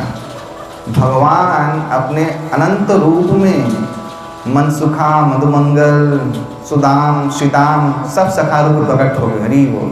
एक ही बहू से ग्वाल बने, बछड़े बने, लाठी भी बने, लकुटी भी भगवान बने। हाँ, सब भगवान उसी अनंत रूप में जैसे थे वैसे ही एक सेट बन गए। और भगवान अभी समस्त गाय बाएं सबको लेके गोदली हो गया था, समय हो गया था। सोचिए भगवान उन गोपिकाओं को दुख ना पहुंचे उसके लिए कितना बड़ा प्रोजेक्ट ले लिया। तो भग्नोपवित पुराण में इसका एक खंडन आता है कि भांडित वन में तभी राधा रानी के साथ भगवान और सब गोपियों का विवाह हुआ था। सब लोग नारद मुनि आए क्योंकि उस समय सभी तो भगवान हैं। सब गोपिकाओं की इच्छा थी कि लाला, अगर नंद का लाला हमारे घर में भयो होता। भगवान ने एक चीज में सब इच्छा पूर्ण कर दी। समस्त ब्रज गोपांगनाओं को कृतार्थ कर दिया। गायों की इच्छा होती थी कि काश मेरा बछड़ा नंद होता है, नंद सुत होता। भगवान ने वो भी पूरा कर दिया। वो बछड़ा भी गाय बन, वो भी भगवान ही बन गए। हाँ, और भगवान जब जाने लगे तो सब लोग बोलते हैं कि सब गोधूली लग्न में खड़े रहते थे, पता है, सब झूम रहा था भगवान का। तो तब सब लोग देख रहे हैं कि आज गाय भी चिल्ला रही हैं। पता नहीं आज गाय के बछड़े में पता नहीं क्या बात है। मधुमंगल को देख के उसकी माँ, हाँ, उनकी माँ का नाम रोहिणी था। उनकी माँ का नाम भी रोहिणी था, मधुमंगल की माँ का नाम। उनकी माँ देख के अरे आज मधुमंगल तो मेरे कान्हा से भी सुंदर लग रहा है, तो कान्हा ही है एक्चुअली। सब लोग अपने अपने बालक को लेके, उस दिन अब कृष्ण का कोई वैल्यू नहीं है। कृष्ण अपने घर में गया और बाकी सब अपने बच्चों को लेके 1 साल तक भगवान ने दिव्य लीला किया। 1 साल तक, हाँ, 1 साल तक भगवान ऐसे रहे, वो बछड़े ऐसे रहे। उस समय नारद मुनि पधारे और सब लोगों ने कहा, नारद मुनि ने कहा, ए नंद बाबा आप मुखिया हो, इस समय बहुत शुभ चल रहा है। अभी जितने भी गांव की छोरियां हैं हमारे समस्त गोपालों से विवाह करवा दो। तो तब ये भगवत पुराण में लिखा हुआ है कृष्ण के साथ भगवान का 7 बार विवाह हुआ है, ऐसे शास्त्रों में पाए जाते हैं। कुछ पाखंडी लोग हैं, बदमाश लोग हैं, मायावादी लोग हैं। राधा रानी का तो भागवतम में नाम नहीं, महाभारत में नाम नहीं है। अच्छा, महाभारत में राधा रानी का नाम क्यों आएगा मुझे बताओ तो। युद्ध हो रहा है, फाइटिंग चल रहा है, राधा रानी का क्या काम है? पहला बात तो ये। भागवतम में खुद 2 बार राधा रानी का उपक्रम है, भ्रमर गीत में और गोपी गीत में आता है। अभी रास पंचदाई बोलने ही वाला उसमें आएगा, पता नहीं बोलने वाला हूँ कि नहीं। तो वो लोग बोलते हैं कि राधा रानी का नाम नहीं है। और ब्रह्मवैवर्त पुराण ये सब काल्पनिक है, बाद में बना है। ब्रह्मवैवर्त पुराण में गर्ग संहिता में, स्कंद पुराण में राधा रानी का नाम है, बल पुराण में राधा रानी का नाम है। आप लोग भागवतम खोलिए, 12वें स्कंद में जाइए, वहाँ पे सब पुराणों का नाम श्लोक सहित दिया हुआ है, सब पुराणों का नाम उस समय में। और ब्रह्मवैवर्त पुराण में राधा रानी का नाम, लीला इत्यादि दिया हुआ है। अभी मैं कहूँ कि गणेश जी का कोई अस्तित्व नहीं, क्यों? भागवतम में नहीं दिया हुआ है। मैं अगर कहूँ चलेगा? गणेश जी का यहाँ पर क्या काम है? उनका दिया है, उनके पुराण में दिया है, स्कंद पुराण में दिया है, पद्म पुराण में दिया है, भागवत पुराण में दिया है, गणेश खंड ही है भागवत पुराण में, वहाँ पे दिया है। तो ये सब तार्किक लोग तर्क करते हैं। आज इन तार्किक को वृंदावन भेजना चाहिए और वहाँ पे बोले माइक में राधा रानी का अस्तित्व नहीं है, फिर क्या होगा उनके ऊपर पता चलेगा। फिर वहाँ पे जाके वहाँ पे राधामयी वृंदावन है, कृष्णमय नहीं। क्या मय? राधामय। ये सब बदमाश लोग हैं, कुछ पाखंडी। तो ये लोग एक कौन यूट्यूबर था, एक महापाप किया है उसने, एक समझ कुछ आर्या वार्या, वो सब वही दयानंद सरस्वती के फॉलोअर, आर्य समाज वाले सब बदमाश लोग, धर्मध्वजी, इन लोगों ने ऐसा कहा है। कुछ तो कर नहीं पाए, एक व्यक्ति का चाय तो चुरा नहीं पाए। बोलते हैं, बोलने से क्या होगा? वृक्ष तुम्हारा नाम की फले परिचय, वृक्ष का नाम पता नहीं है, उसके फल से परिचय हो जाएगा। तो ये लोग हैं भारत भर छाती में बोझ, सब संस्थाएं, सब फॉलो फालतू लोग जो मूल सिद्धांत को विपरीत बना देते हैं और लोगों को, जो श्रद्धावान लोग हैं, श्रद्धा को नष्ट कर देते हैं। भागवतम में है राधा रानी का नाम। तो भांडीवन में विवाह हुआ था, आज भी भांडीवन जाइए, वो विवाह स्थली है। अच्छा, भांडीवन में इस कुछ दिनों में गया, लास्ट ईयर गया, तो मुझे पता नहीं, वो ब्रह्मवैवर्त पुराण में लिखा हुआ है, मैंने पढ़ा। जो 7 बार वृंदावन गया वो भांडीवन जाने के योग्य है। हरि बोल। सब लोग पहले जाके ही भांडीवन नहीं जा सकते, और सत्य बात है, मैं बहुत बार वृंदावन गया, भांडीवन नहीं गया। शायद 7 बार पूरा होगा तब मैं भांडीवन में जा पाया। सत्य बात है। वहाँ पे भी एक राधा कुंड है, मानसरोवर है जिसे बोलते हैं, उस राधा कुंड भी कहा जाता है। तो खैर, तो अभी विवाह हुआ इन सब इसी समय में ब्रह्मवैवर्त पुराण में दिया गया है। 1 साल बीत गया और ब्रह्मा जी उनको छोड़ के देख के वो लोग माने ब्रह्मलोक में जाने आने में 1 साल लग गया। ब्रह्मा जी 1 सेकंड के लिए गए, आ रहा है जस्ट, उसमें 1 साल बीत गया पृथ्वी लोक का। आके देख रहे फिर वही सीन, भगवान खा रहे हैं, सब ग्वाल बाल लोग। ऐसा ब्रह्मा जी ने अपने दिव्य दृष्टि से देखा, ब्रह्मलोक में भी ग्वाल बाल हैं और यहाँ पे भी वही ग्वाल बाल है, वही गाय हैं, कैसे संभव है? तब ब्रह्मा जी, यहाँ पर लिखा है, स्वर्ण दंड के जब दंडवत प्रणाम कर दिया भगवान को। और एक सीन में देखा, ब्रह्मा जी ने देखा अनंत कोटि महाविष्णु भगवान के साथ खड़े हुए, भगवान वो खा रहे हैं बैठ के। अच्छा, यहाँ पे एक और चीज़ है नोट करने लायक। आपने सुना होगा कि वैकुंठ दूत भगवान जैसे दिखते हैं। अजामिल लीला में सुना है ना, चतुर्भुज रूप होता है, भगवान जैसे ही देखने में होते हैं। सारूप सामीप्य साष्टी और बड़े मुक्ति होता है। सारूप्य, सामीप्य, साष्टी, सालोक्य, ये 4 मूर्ति एक साथ ही लाभ होता है वैकुंठ पद में, और सब भगवान जैसे देखने के। वो हमारे इसमें एक कथा है, उसमें वही गोप कुमार जाता है, सबके चरणों पकड़ रहा है, बोले नहीं मैं भगवान नहीं, भगवान आगे हैं, सबके चरण पकड़े जा रहे हैं वैकुंठ जाके। तो सब भगवान है, सब भगवान जैसे देखने के, लेकिन फर्क है। तो ब्रह्मा को फर्क पता है, भगवान ने यहाँ, ब्रह्मा ने कहा कि सब महाविष्णु थे, ब्रह्मा जी एक महाविष्णु को जानते हैं, एक नारायण को। यहाँ पे इतने सारे नारायण, कैसे पता चला नारायण हैं? 3 चिन्हों से ही जान लीजिए, वैकुंठ जाएंगे तो पहचानने में आसानी होगी। 3 चिन्ह, भृगु ऋषि का चरण चिन्ह है छाती में। हाँ, भगवान की छाती में ही श्रीवत्स चिन्ह है,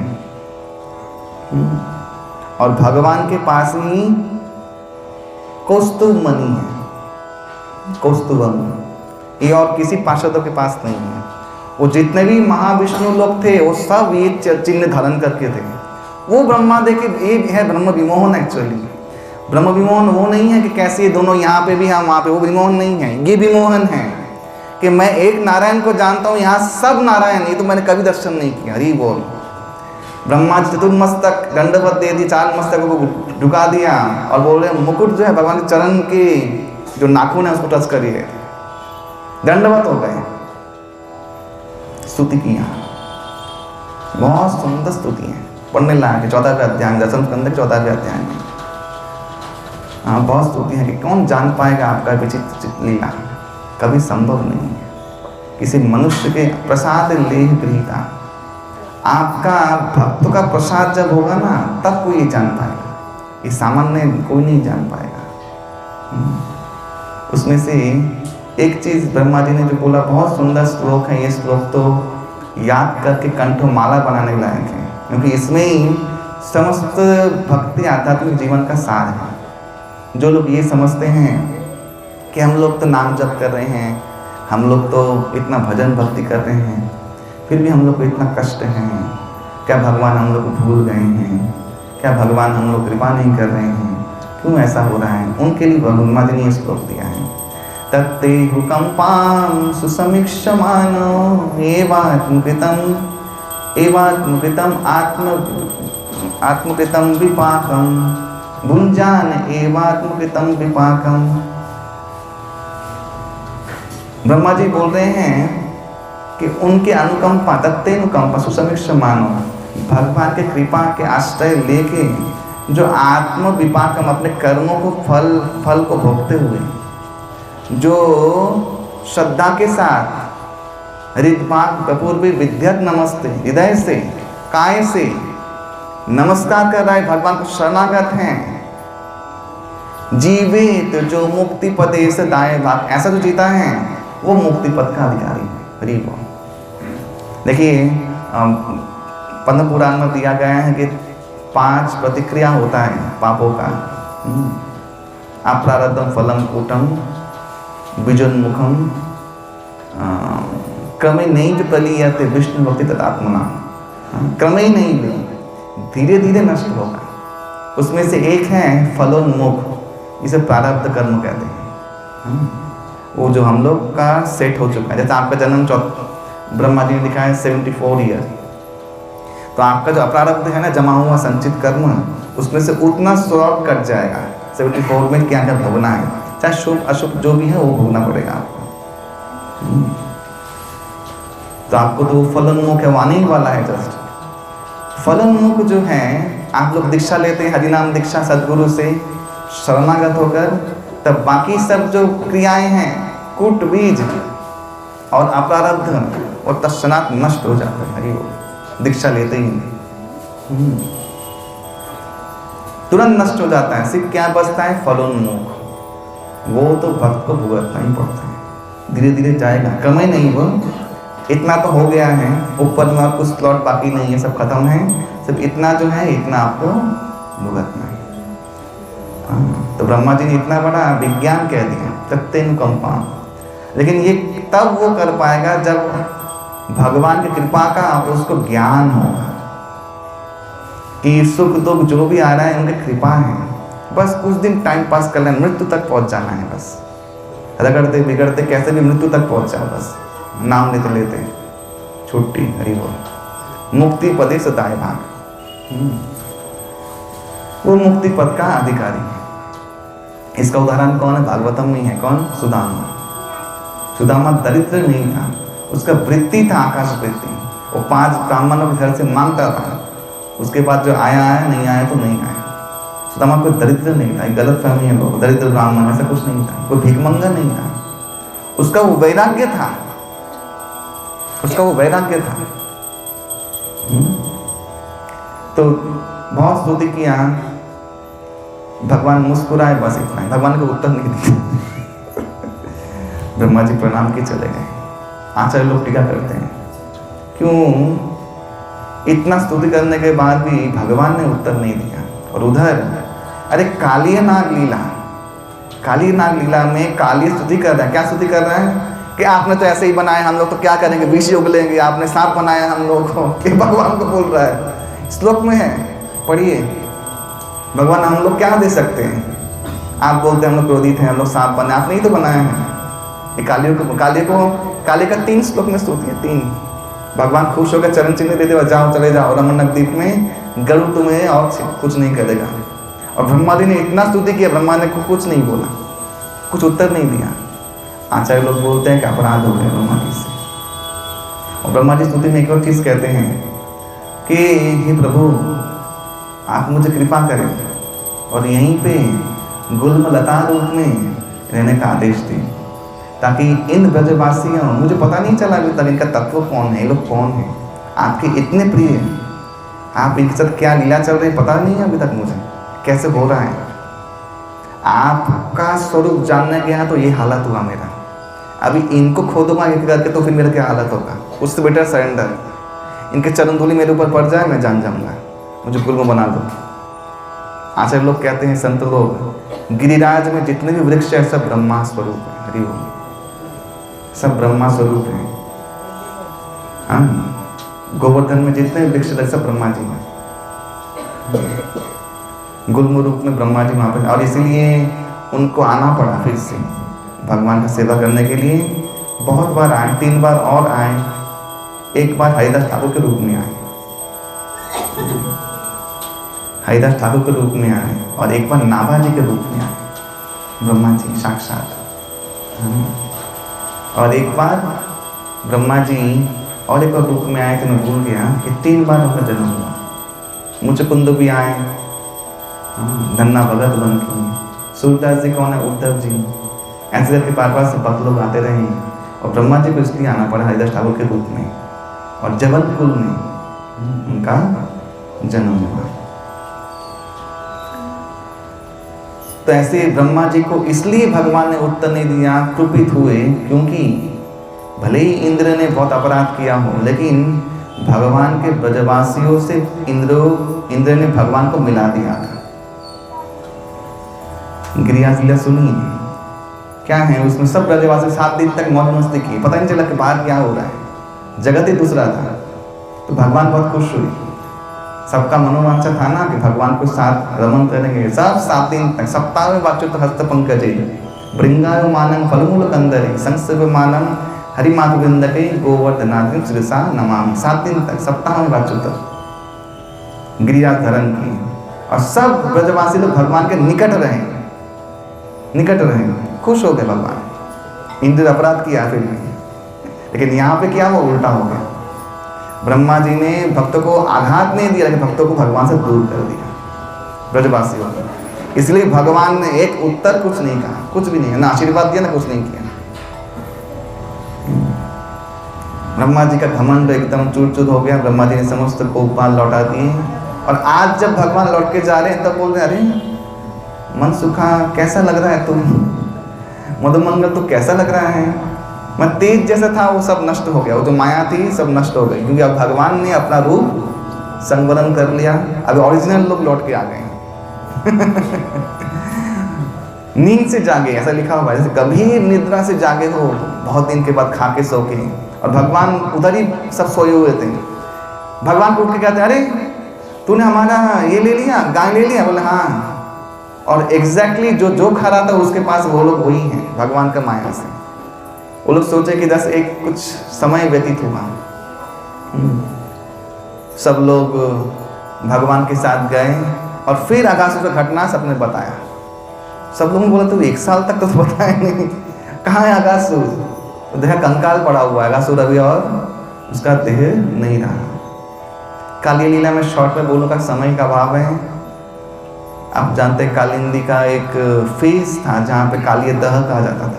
कालिय दह यानी यमुना वहाँ पे घूमती थी, आज भी घूम रही है। तो वहाँ पे एक जगह अष्टपुराकृति एक लेक बन गया था, वो दह बन गया था, दह यानी लेक। तो वहाँ पे रमणक द्वीप से गरुड़ के भय से भयभीत होकर अपने पत्नियों साथ कालिय नाग विराज करते थे। कदम वृक्ष के ऊपर भगवान, एक्चुअली वो फुटबॉल ही खेल रहे थे, फुटबॉल ही था। गेंद लेके खेल रहे थे। अच्छा, गेंद किसका होता है? लकड़ी का। भगवान बहुत बलिष्ठ थे, किसी के सर पर लगा दौड़ी वो एकदम। तो गेंद लेके खेल रहे थे। आज भी वो डाल है जहाँ से भगवान कूदे हैं, वो कदम वृक्ष हैं। तो कालिय का दमन करना था। बहुत सारे गायों को, खेती बाड़ी को, भगवान के पार्षदों को डिस्टर्ब हो रहा था। उसका विषैला धुआं निकलता था और वो विष फैलाता था और सब लोग बेहोश हो जाते थे, कुछ लोग मर भी जाते थे। कुछ ग्वाल बाल प्रवेश किए और कुछ गाय प्रवेश किया कालिय दह में, तुरंत मृत्यु प्राप्त हो गए। भगवान ने देखा, वो लोग को तो निकाल दिया गया, डेड बॉडियों को, और समस्त ग्वाल बाल कुछ बहुत सारे तो उन लोग मर गए। भगवान को आया गुस्सा, भगवान एक बॉल फेंकने के बहाने अंदर गए, कालिय सर्प के ऊपर पदाघात किया, जगाया। कालिय सर्प ने उनके साथ बहुत जल के अंदर दंशन किया, भगवान को कुछ नहीं हुआ। इतने में मरे हुए ग्वाल बाल, गाय, बलराम जी घर में थे, बलराम जी सबको लेके आए, सब पता चल गया, हुहल्ला हो गया, नंद बाबा सब लोग पहुंच गए। सब लोग पहुंच गए और बलराम जी सब लोग रो रहे हैं। कभी कभी देख रहे हैं कृष्ण ऊपर उठ रहे हैं, फिर नीचे चले आ रहे हैं सांप के इसमें, कोयल में। नंद बाबा और माता यशोदा सब लोग रो के बेहोश हो गए। लेकिन बलराम जी क्या लिखा हुआ है? माधव प्रहस्य, माधव बल प्रहस्य, यहाँ पे दिया है। बलराम जी हंस रहे हैं। कुछ ब्रजवासी लोग ये समझे कृष्ण ने बहुत सारे असुरों को मारा है, बलराम जी हंस रहे हैं माने सब अंडर कंट्रोल है। ऐसा नहीं है, क्योंकि काली में पांव रखते जो मर जाता है वो वहां तक पहुंचा कैसे और जीवित भी कैसे है? पहली बात तो ये है, कुछ होने वाला है। और कुछ लोग सोच रहे हैं कि पागल है, दारू नहीं पीता है तो माथा सटिया गया है, हंस रहा है देखा। लेकिन आचार्य लोग बोलते हैं कि भगवान बलभद्र देव इसलिए हंस रहे हैं कि अनंत शेष रूप में क्षीर सागर में मैं रहता हूँ और मेरा काम क्या है? स्टैचू बन के से बेड बन के पड़े रहना। और तब तो भगवान मुझसे खेलते नहीं हैं। यहाँ पे इस सांप से क्या खेल रहे हैं? देखो, उठा रहे हैं, पटक रहे हैं, नीचे झूल रहे हैं, क्या है? मैं दिव्य सर्प हूँ, मेरे साथ कोई खेल नहीं खेला। एक कालिय नाग है, इसके साथ खेल रहे हैं। भगवान को एक समय के बाद आया, देखा नंद बाबा को देखा जब बेहोश होते, तब भगवान ने बोला नहीं अभी हो गया बहुत खेलना पिलना। तब भगवान ने पदाघात से नृत्य करते हुए उसके समस्त फनों में, 100 फन थे वैसे, समस्त फनों में नृत्य करते हुए ऐसा पदाघात किया कि उसका विष वमन होने लगा, विष उगलने लगा। और जैसे ही विष उगलने के मरने की स्थिति में आए, तब नाग पत्नियां खड़ी हुई और कहा कि उनका स्तुति है, नाग पत्नी की स्तुति। और कहते हैं कि नाग पत्नी का स्तुति जो पाठ करता भगवान के सामने, उसका कोई शत्रु है ना, कोई शत्रु है, शत्रु बुद्धि रखता है, उसका शत्रु बुद्धि नष्ट हो जाता है। हरि बोल। ये नाग पत्नी की स्तुति का फलश्रुति है। आप अगर पाठ करेंगे, कोई आपका एनिमी है, उसका शत्रु बुद्धि नष्ट हो जाएगा, घूम जाएगा। इसलिए ये तांत्रिक किताब है भागवत। भक्त लोग ये जानते कहाँ पे क्या प्रयोग करने से क्या होता है। भागवतम के प्रथम स्कंद में एक श्लोक आता है, ओम नमो भगवते तुभ्यं वासुदेवाय धीमहि प्रद्युम्नानिरुद्ध नमः संकर्षणाय च। पितृपक्ष में इसका जप करने से पितरों को मुक्ति ना। हरि बोल। कुछ चीज़ें आप लोग बोला हमने। सब कुछ है भागवतम में, गीता में सब कुछ है। गीता में क्या क्या है बोलूँगा तो आप लोग सब अभी वो सब छोटे बोल रोज यही बताइए, ये बहुत इंटरेस्टिंग है, काम का है, धंधा चलेगा। जिसका दारिद्रता है, दसम अध्याय को पारायण करें, पारायण करने का विधि है, वो पारायण करने 40 दिन तक करेगा तो दरिद्रता चली जाएगी, उसको धन लाभ होगा। ऐसे करके पूरे गीता का अलग अलग चैप्टरों का पारायणों का फल है, कितने कितने दिन, वो सब शास्त्र में दिया गया है। वो सब करने से ही, मात्र से ही सब फल लाभ हो जाएगा। जिसका संतान नहीं हो रहा, चतुर्थ अध्याय पढ़े, उसका भी पारायण का 21 दिन का विधि है कुछ, वो करने से वो संतान लाभ करता है। और ऐसा हुआ है प्रैक्टिकली। मैंने वो पढ़ने के बाद लोगों को उपदेश किया तो लोगों ने किया, तो लोगों को प्राप्त हुआ। मेन चीज़ है विश्वास। आपका विश्वास जितना है वैसा ही फल मिलेगा। ये यथामां प्रपद्यन्ते तां तथैव भजाम्यहम्। जो जितने अनुपात में शरणागत रहता है उतना ही अनुपात में उसको उपलब्धियाँ अनुभूतियाँ होती,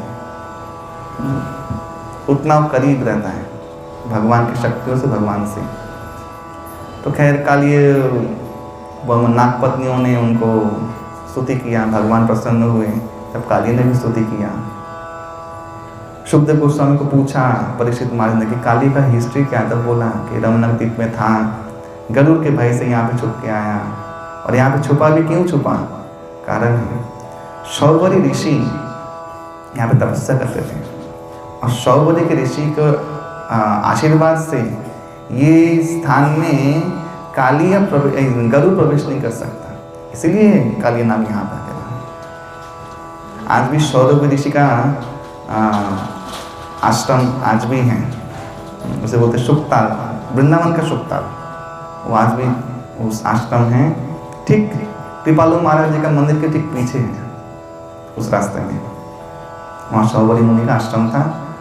गरुड़ जी इसलिए प्रवेश नहीं कर पा रहे थे, इसलिए काली नाम यहाँ पे आया। बोले भगवान भली मैं सर्प हूँ, रमनक द्वीप, रमनक द्वीप का आज का नाम क्या है, रमनक द्वीप का नाम क्या है आज का नाम, फीजी, आज उसको फीजी कहते हैं। आज भी वहाँ पे अद्भुत अद्भुत सांप पाए जाते हैं। तो फीजी वो है रमनक द्वीप, तो वहाँ पे काली नाग को भेज दिया, चरण चिन्ह दिए। बोले मेरा चरण चिन्ह जब देखा गरुड़, फिर तुम्हें और कभी भी कुछ तुम्हें प्रणाम करेगा उल्टा, वो कुछ करेगा नहीं, वो चले गए कालिया। आज भी ना कि कालिया वहाँ पे निवास करता है, ऐसा माना जाता है। तो कालिया लीला हो गया भगवान का, ब्रह्म विमोचन लीला हो गया। अभी आया गोवर्धन लीला, ये लीला मुझे सबसे प्रिय है। सब लोग क्या जानते हैं, सब लोग जानते हैं कि भगवान ने इंद्र पूजा को व्याघात दिया था, इसलिए इंद्र देवराज इंद्र ने ब्रजवासी के ऊपर इतना भयंकर प्रलयंकर वर्षण करवाया था संवर्तक मेघ द्वारा। सब लोग यही जानते हैं, लेकिन ब्रजवासी लोग एक अलग कहानी बोलते हैं, बोले नहीं, इसलिए गिरिराज लीला नहीं हुआ था, वो मैं बोलूँगा। तो एकदा नंद बाबा सब ब्रजवासी लोग वृंदावन में गोवर्धन के निकट, वे लोग इंद्र जो सालाना पूजा था उनका वो करने लगे, यज्ञ करने, बहुत बड़ा यज्ञ होने वाला है। शांडिल्य ऋषि पुरोहित पौरोहित्य करेंगे, यज्ञ होने वाला है। भगवान आते हैं, भगवान आके इसका विरोध करते हैं। ये विरोध सुनने लायक है भागवत में। भगवान ने देवताओं के पूजा का विरोध किया है। नंद बाबा बोलते हैं कि देखो ये बारिश करते हैं ये देवराज इंद्र, उससे जलाशय भरता है, घास उगती है, हमारी गाय खाती हैं, गाय से हमारा जीवन चलता है। भगवान ने कहा कि ये उस देवता का कर्तव्य है, आप पूजा करो ना करो। अगर ऐसा नहीं होता तो जहाँ पानी है समुद्र में, वहाँ बारिश क्यों होता है, वहाँ कौन यज्ञ करता है। भगवान ने तर्क दिया है कि नहीं। जैसे मैं हमेशा बोलता हूँ कि अमेरिका में कौन लक्ष्मी पूजा करता है, तो करता है कलश बिठा के, गणपति उत्सव होता है, नवरात्रि करते हैं, हिंदू लोग करते हैं वो अलग बात है, कोई अमेरिकन करता है, उनके पास पैसा क्यों है। अच्छा, रावण के पास लक्ष्मी थी कि नहीं थी, हिरण्यकशिपु के पास। भागवत वर्णन सुनेंगे, वाल्मीकि रामायण में लंका का वर्णन सुनेंगे, वहां पे देख स्वर्ग से भी सुंदर था लंका। वाल्मीकि रामायण में लिखा हुआ, कहाँ पे लिखा हुआ, सुंदरकांड में। जब हनुमान जी जाते हैं वहां पे देखते हैं, पूरा ब्यौरा लेते हैं, तब वही सुंदरकांड में वर्णन है। हनुमान जी देख रहे हैं कि ऐसा माने अद्भुत अद्भुत चीजें लंका में था जो देवताओं को भी दुर्लभ था, वो लंका में था। तो क्या लंका में लक्ष्मी का निवास था? आप लोग को क्या लगता है, था कि नहीं, है कि नहीं, बोलो। हिरण्यकशिपु का वर्णन सुनेंगे सप्तम स्कंद भागवतम में। नारद मुनि बोल रहे हैं हिरण्यकशिपु का ऐसा कहर था, अरे मैं भी सवा गायक के रूप में जाता, मैं उनका गुण कीर्तन करता था। नारद मुनि बोल रहे हैं, और ऐसा कंट्रोल था कि ऐसे बोले बारिश तो बारिश हो जाए, ऋतु को कंट्रोल कर लिया था हिरण्यकशिपु ने। रावण जिस पलंग में सोता था, बहुत विशाल थे, उस पलंग के पायदानों में दिक्पालों को बांध के रखा था और शनि को मस्तक के ऊपर। रावण का ऐसा प्रभाव था, बांध के रखा था पांव के पायदानों में, ऐसा वर्णन मिलता है। तो आप लोग क्या बोलेंगे, लक्ष्मी है उसके घर में? ना, धन संपत्ति का राजा है यक्षराज कुबेर। ये हमेशा याद रखिएगा, बहुत पैसा होना यानी लक्ष्मी होना, ये हमेशा याद रखिएगा। इन लोगों के माथे में गड़बड़ी है भारतवर्ष में कि बहुत धन सुख संपत्ति घर आवे कष्ट मिटे तन का, एक सिक्के रखा है। इसे बोलते हैं गवर्नमेंट, एक गवर्नमेंट प्रेयर है, एक सरकारी प्रेयर। हम जय जगत, आप क्या भद्दे सुर में गाएंगे सब लोग मिलके, तत्क्षणात देवता लोग देवता छोड़ के भाग जाए, ऐसा गाएंगे।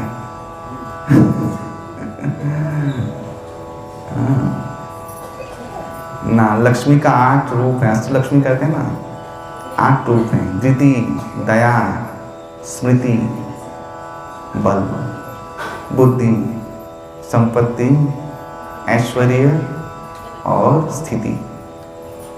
ये सब लक्ष्मी, ये सब वो उस लक्ष्मी बात। नहीं तो रामायण में एक बहुत सुंदर घटना है, आप लोग विश्वास करते हैं, कौन कौन विश्वास नहीं करता है कि भगवती लक्ष्मी ही सीता थी? कौन कौन विश्वास नहीं करता है? कौन कौन विश्वास करता है? सब विश्वास करते हैं तो भगवती लक्ष्मी तो सीता थी, वैदेही थी। वो वैदेही को जब भगवान रामचंद्र निकाल रहे हैं अंतिम बार, भगवती जानकी को, जो लक्ष्मी प्राप्ति है वे लोग भी वैदेही को शरण नहीं दे सके। कहाँ शरण लिया वैदेही ने? ऋषियों के पास, वाल्मीकि आश्रम में। लक्ष्मी वहीं रहती है जहाँ साधुगण रहते हैं। वाल्मीकि रामायण उठ के पढ़ लीजिए, खोल के पढ़ लीजिए। भगवान रामचंद्र वनवास देने से पहले माता वैदेही को पूछ रहे हैं, तुम्हारी क्या इच्छा थी? बोले, मेरी इच्छा थी गंगा तीरवर्ती साधुओं के साथ रहना, ये मेरी इच्छा थी। हरि बोल। वैदेही को वही वास मिला, वही पातालगामी हुई। ये लक्ष्मी है। लक्ष्मी का अर्थ नहीं कि बहुत पैसा, वो पैसा जो यक्ष का है, वो किसी का भी नहीं रहेगा, वो ना कोई भोग कर पाएगा ना उसको सुख दिख पाएगा। ये दोनों में अंतर है। यम देवता का पूजा कोई नहीं करता, लेकिन लोग अपना काम करता है कि नहीं? करता है कि नहीं? देखना है किसी को अंतिम समय में? कौन को देखना चाहता है? बोलिए, आप देखना चाहते हैं यमदूत? देखेंगे? भगवान आपका भला करे। आप दुस्साहसी माता हैं, अच्छा है, आपका साहस है, यमदूत देखना चाहते हैं। भगवान के सामने बोला है, अभी और क्या कर सकते हैं।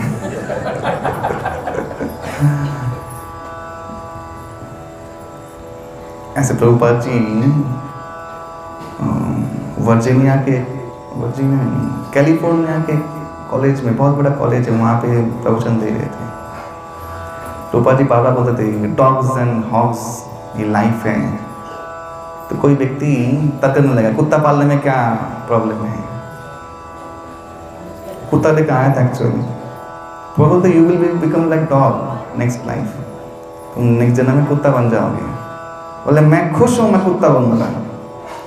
तो बात कहा, तुमने इंडियन स्ट्रीट डॉग देखा है? कुत्ता तो बनोगे, कहाँ बनोगे पता है? गलती से इंडिया में बन गए ना, वो तो विदेश का कुत्ता देखा है, सब गाड़ी में चढ़ते हैं, खाते हैं, अच्छे से रहते हैं। तो इंडिया डॉग देखा नहीं है कभी भी। हाँ, तो बात देखा, तुमने इंडियन स्ट्रीट डॉग देखा है बेटा? फिर तक बोलता ओके लेट इट बी सो, मैं प्रे करूँगा तुम्हारा ऐसा ही हो। फिर वो बोलता मुझे श्राप दे रहे हो आप, यू आर कर्सिंग मी। लोगों का ये होता है, मैं किसी में संतुष्ट नहीं है, खुद बोल रहा मुझे बनना है। तो कहती कि तुम बनना चाहते हो तो फिर लो, कौन रोक सकता है? फिर बोल रहा कि यू आर कर्सिंग मी, आप कर्ज कर रहे हो मुझे, उसमें भी अशांति है, क्यों बोल रहा है? प्रभुपाद ने कहा चिंता मत करो, तूने महाप्रसाद हरिनाम खाया, महाप्रसाद खाया, हरिनाम लिया, तुम्हारा ये गति तो नहीं होगा। हरि बोलो। हाँ, कितना दयालु वैष्णव, ये वैष्णवता है। तो ऐसे आप चाहते हैं कुछ यमदूत देखना, जो हम कुछ नहीं कर सकते। फिर भी आप वेंकटेश के द्वार में आए। वेंकटेश, वेंकट यानी समस्त क्लेशों को काटने वाला वेंकटेश, तो अवश्य ही आपको यमदूत का दर्शन तो कभी भी नहीं होगा, ये मेरा विश्वास है। तो खैर, तो यम देवता तो कोई पूजा नहीं करता, लेकिन वो अपना काम करता है। यही फिलोसफी भगवान समझा रहे हैं कि देवता लोग भगवान की विभूति हैं, उनका कार्य है वो करना ही है, उसके लिए अलग से पूजा करके उनको ये करने की कोई ज़रूरत नहीं है। हमारे अगर कोई देवता हैं जो पुष्ट कर रहे हैं हम लोग वालों को, वो है गिरि गोवर्धन। गिरिराज की वजह से हमारी गैया को सुबासित जल मिलता है, घास, सब कुछ फल इत्यादि, हमारे मधु रत्न सब वहीं से मिलते हैं। उस समय दिया है गिरिराज के पास नदी भी बहती थी, वो लिखा है, झरने भी थे और गुफाएं थी, कंदरें भी थी। तो भगवान ने सबका ब्रेन वॉश कर दिया, यज्ञ बंद करवा दिया और सब लोग वही यज्ञ गोवर्धन के लिए किए। और सबने देखा कि गिरिराज प्रकट हुए और बड़े बड़े भगवानों ने 56 भोग लगा था, रोटी का इत्यादि। गिरिराज बर्तनों के साथ सब निगल लिए, पूरा भोग अर्पण कर लिया। सब लोग बहुत खुश हुए और सब परिक्रमा के, भगवान ने खुद कहा परिक्रमा करना चाहिए, भगवान का विधि है। गिरिराज परिक्रमा करना अवश्य ही चाहिए हर कार्तिक में, जितना दिन हाथ पांव सलामत हैं। इसलिए जवानी में भक्ति करना चाहिए। मैं केदारनाथ गया तो पता चला मुझे मेरा कैलिबर ये अभी हो गया और उसके बाद नहीं होगा। मैं तो केदारनाथ में जाके मर ही गया, तो मेरी सांस 82 आ गया था लेवल। तो मैंने कहा कि मेरे बॉडी नीचे भिजवा देना बाबा हरिद्वार में, यहाँ पे मत देखना कहीं पे, मेरे लोगों को तो मेरी बॉडी पहुँचा देना है। फिर मर मुरा गया, बाबा विश्वनाथ की कृपा से मैं लौट के आ गया। सुबह जब आँख खुली, आँख तो खुला ही हुआ था, मैं सब सुन ही रहा था, सब कुछ मेरा चेतना थी, मेरे बॉडी में कुछ जान नहीं था। तब मैं नहा के तुरंत ही गया दर्शन करने, दर्शन किया, शांत हुआ और फिर बोला कि मैं अभी उतरूँगा। अभी हम लोग 5 बजे से उतरना चालू कर दिए, मुझे गौरीकुंड पहुँचना है कैसे भी करके, मुझे अभी लौटना है। मेरे एक भक्त ने कहा कि खच्चर कर लो, खच्चर देख रहा हूँ गिर रहा है, बारिश हुआ है तो बाबा चल के गिरेंगे तो फिर बचेंगे, इसमें जाएंगे तब तक सिद्ध भी नहीं हुए, कुछ भी नहीं, फिर आना पड़ेगा, फिर साधुगिरी करना पड़ेगा, फिर वही काम थोड़ा मला जब इसी जन्म में भगवत धाम जाना बाबा। हे केदारनाथ, जब तक सिद्ध ना होता तो मारना मत मुझे, सिद्ध हो ना फिर मार दो, नहीं तो सिद्ध करके मारो। उनमें से एक 2 शर्ट भगवान के ऊपर छोड़ दिया मैंने, उतर गया। तो हम लोग जानते हैं कि शरीर जब तक बलवान है तब तक ये सब कर लो, फिर शांति से भजन करो। तो भगवान ने इंद्र को आया कुछ संवर्तक मेघ भेजा, बहुत प्रबल वर्षा और समस्त ब्रजवासी को त्रास दिया। भगवान ने गिरिराज गोवर्धन पर्वत को अपनी छोटी उंगली में उठाया, सबको बोला सपोर्ट देने के लिए, सब ग्वाल बाल लोग आए, सब लोग लकड़ी दे के सपोर्ट देने लगे और भगवान ने गिरिराज गोवर्धन को उठा लिया। गिरिराज धरन की समस्त बाल बाल सब लोग उसको परिक्रमा करते थे भगवान का, राधा रानी भी थी। तो एक आचार्य कहते हैं हमारे कि भगवान को सब परिक्रमा कर रहे थे, राधा रानी जब आती थी तब वो हिल जाता था, सब लोग राधा रानी को हटाओ हटाओ यहाँ से, हाँ, और फिर राधा रानी को हटाते थे सब लोग। और ऐसे करके गोवर्धन लीला हुआ, भगवान को स्तुति किया इंद्र ने, संवर्तक को शोषण कर लिया भगवान को गुक्रोध आया तो इंद्र आके ऐरावत के साथ आया, ऐरावत के साथ इंद्र दोनों कीचड़ में गिरे। आज जहाँ पे ऐरावत गिरा वहाँ पे ऐरावत कुंड है और इंद्र गिरा। इंद्र ने भगवान को, अच्छा इंद्र अकेले नहीं आया, बचाया कौन? भगवान एक ही के वशीभूत है, सुरभि माता सुरभि के पूछ पकड़ के आए पीछे। सुरभि देख के भगवान खूब खुश हो गए। सुरभि ने अपने दूध से अभिषेक करवाया, उनका नाम पड़ा गोविंद। भगवान के गोविंद नाम का प्रकट गिरिराज में हुआ, गोविंद देव की। और इंद्र ने भी स्तुति किया, भगवान ने क्षमा किया, इंद्र लौट गए। और ऐसे करके गिरिराज लीला संपन्न हुआ। कल सुनाऊंगा मैं कि भगवान ने और किस कारण से गिरिराज उठाया था। और संस्कृत बना तो कल आएंगे सब लोग, सस्पेंस रहेगा। तो कल लास्ट है। आज तो यहीं तक ही मैं कह पाएगा। कृष्ण लीला इतना अगाध है। एक्चुअली हम लोग, मैं सूरत में कथा किया था, 5 घंटा कथा किया था। 7 दिन है, देखिए 5-5 घंटा एक ही दिन का, 2 घंटा सुबह 3 घंटा शाम को।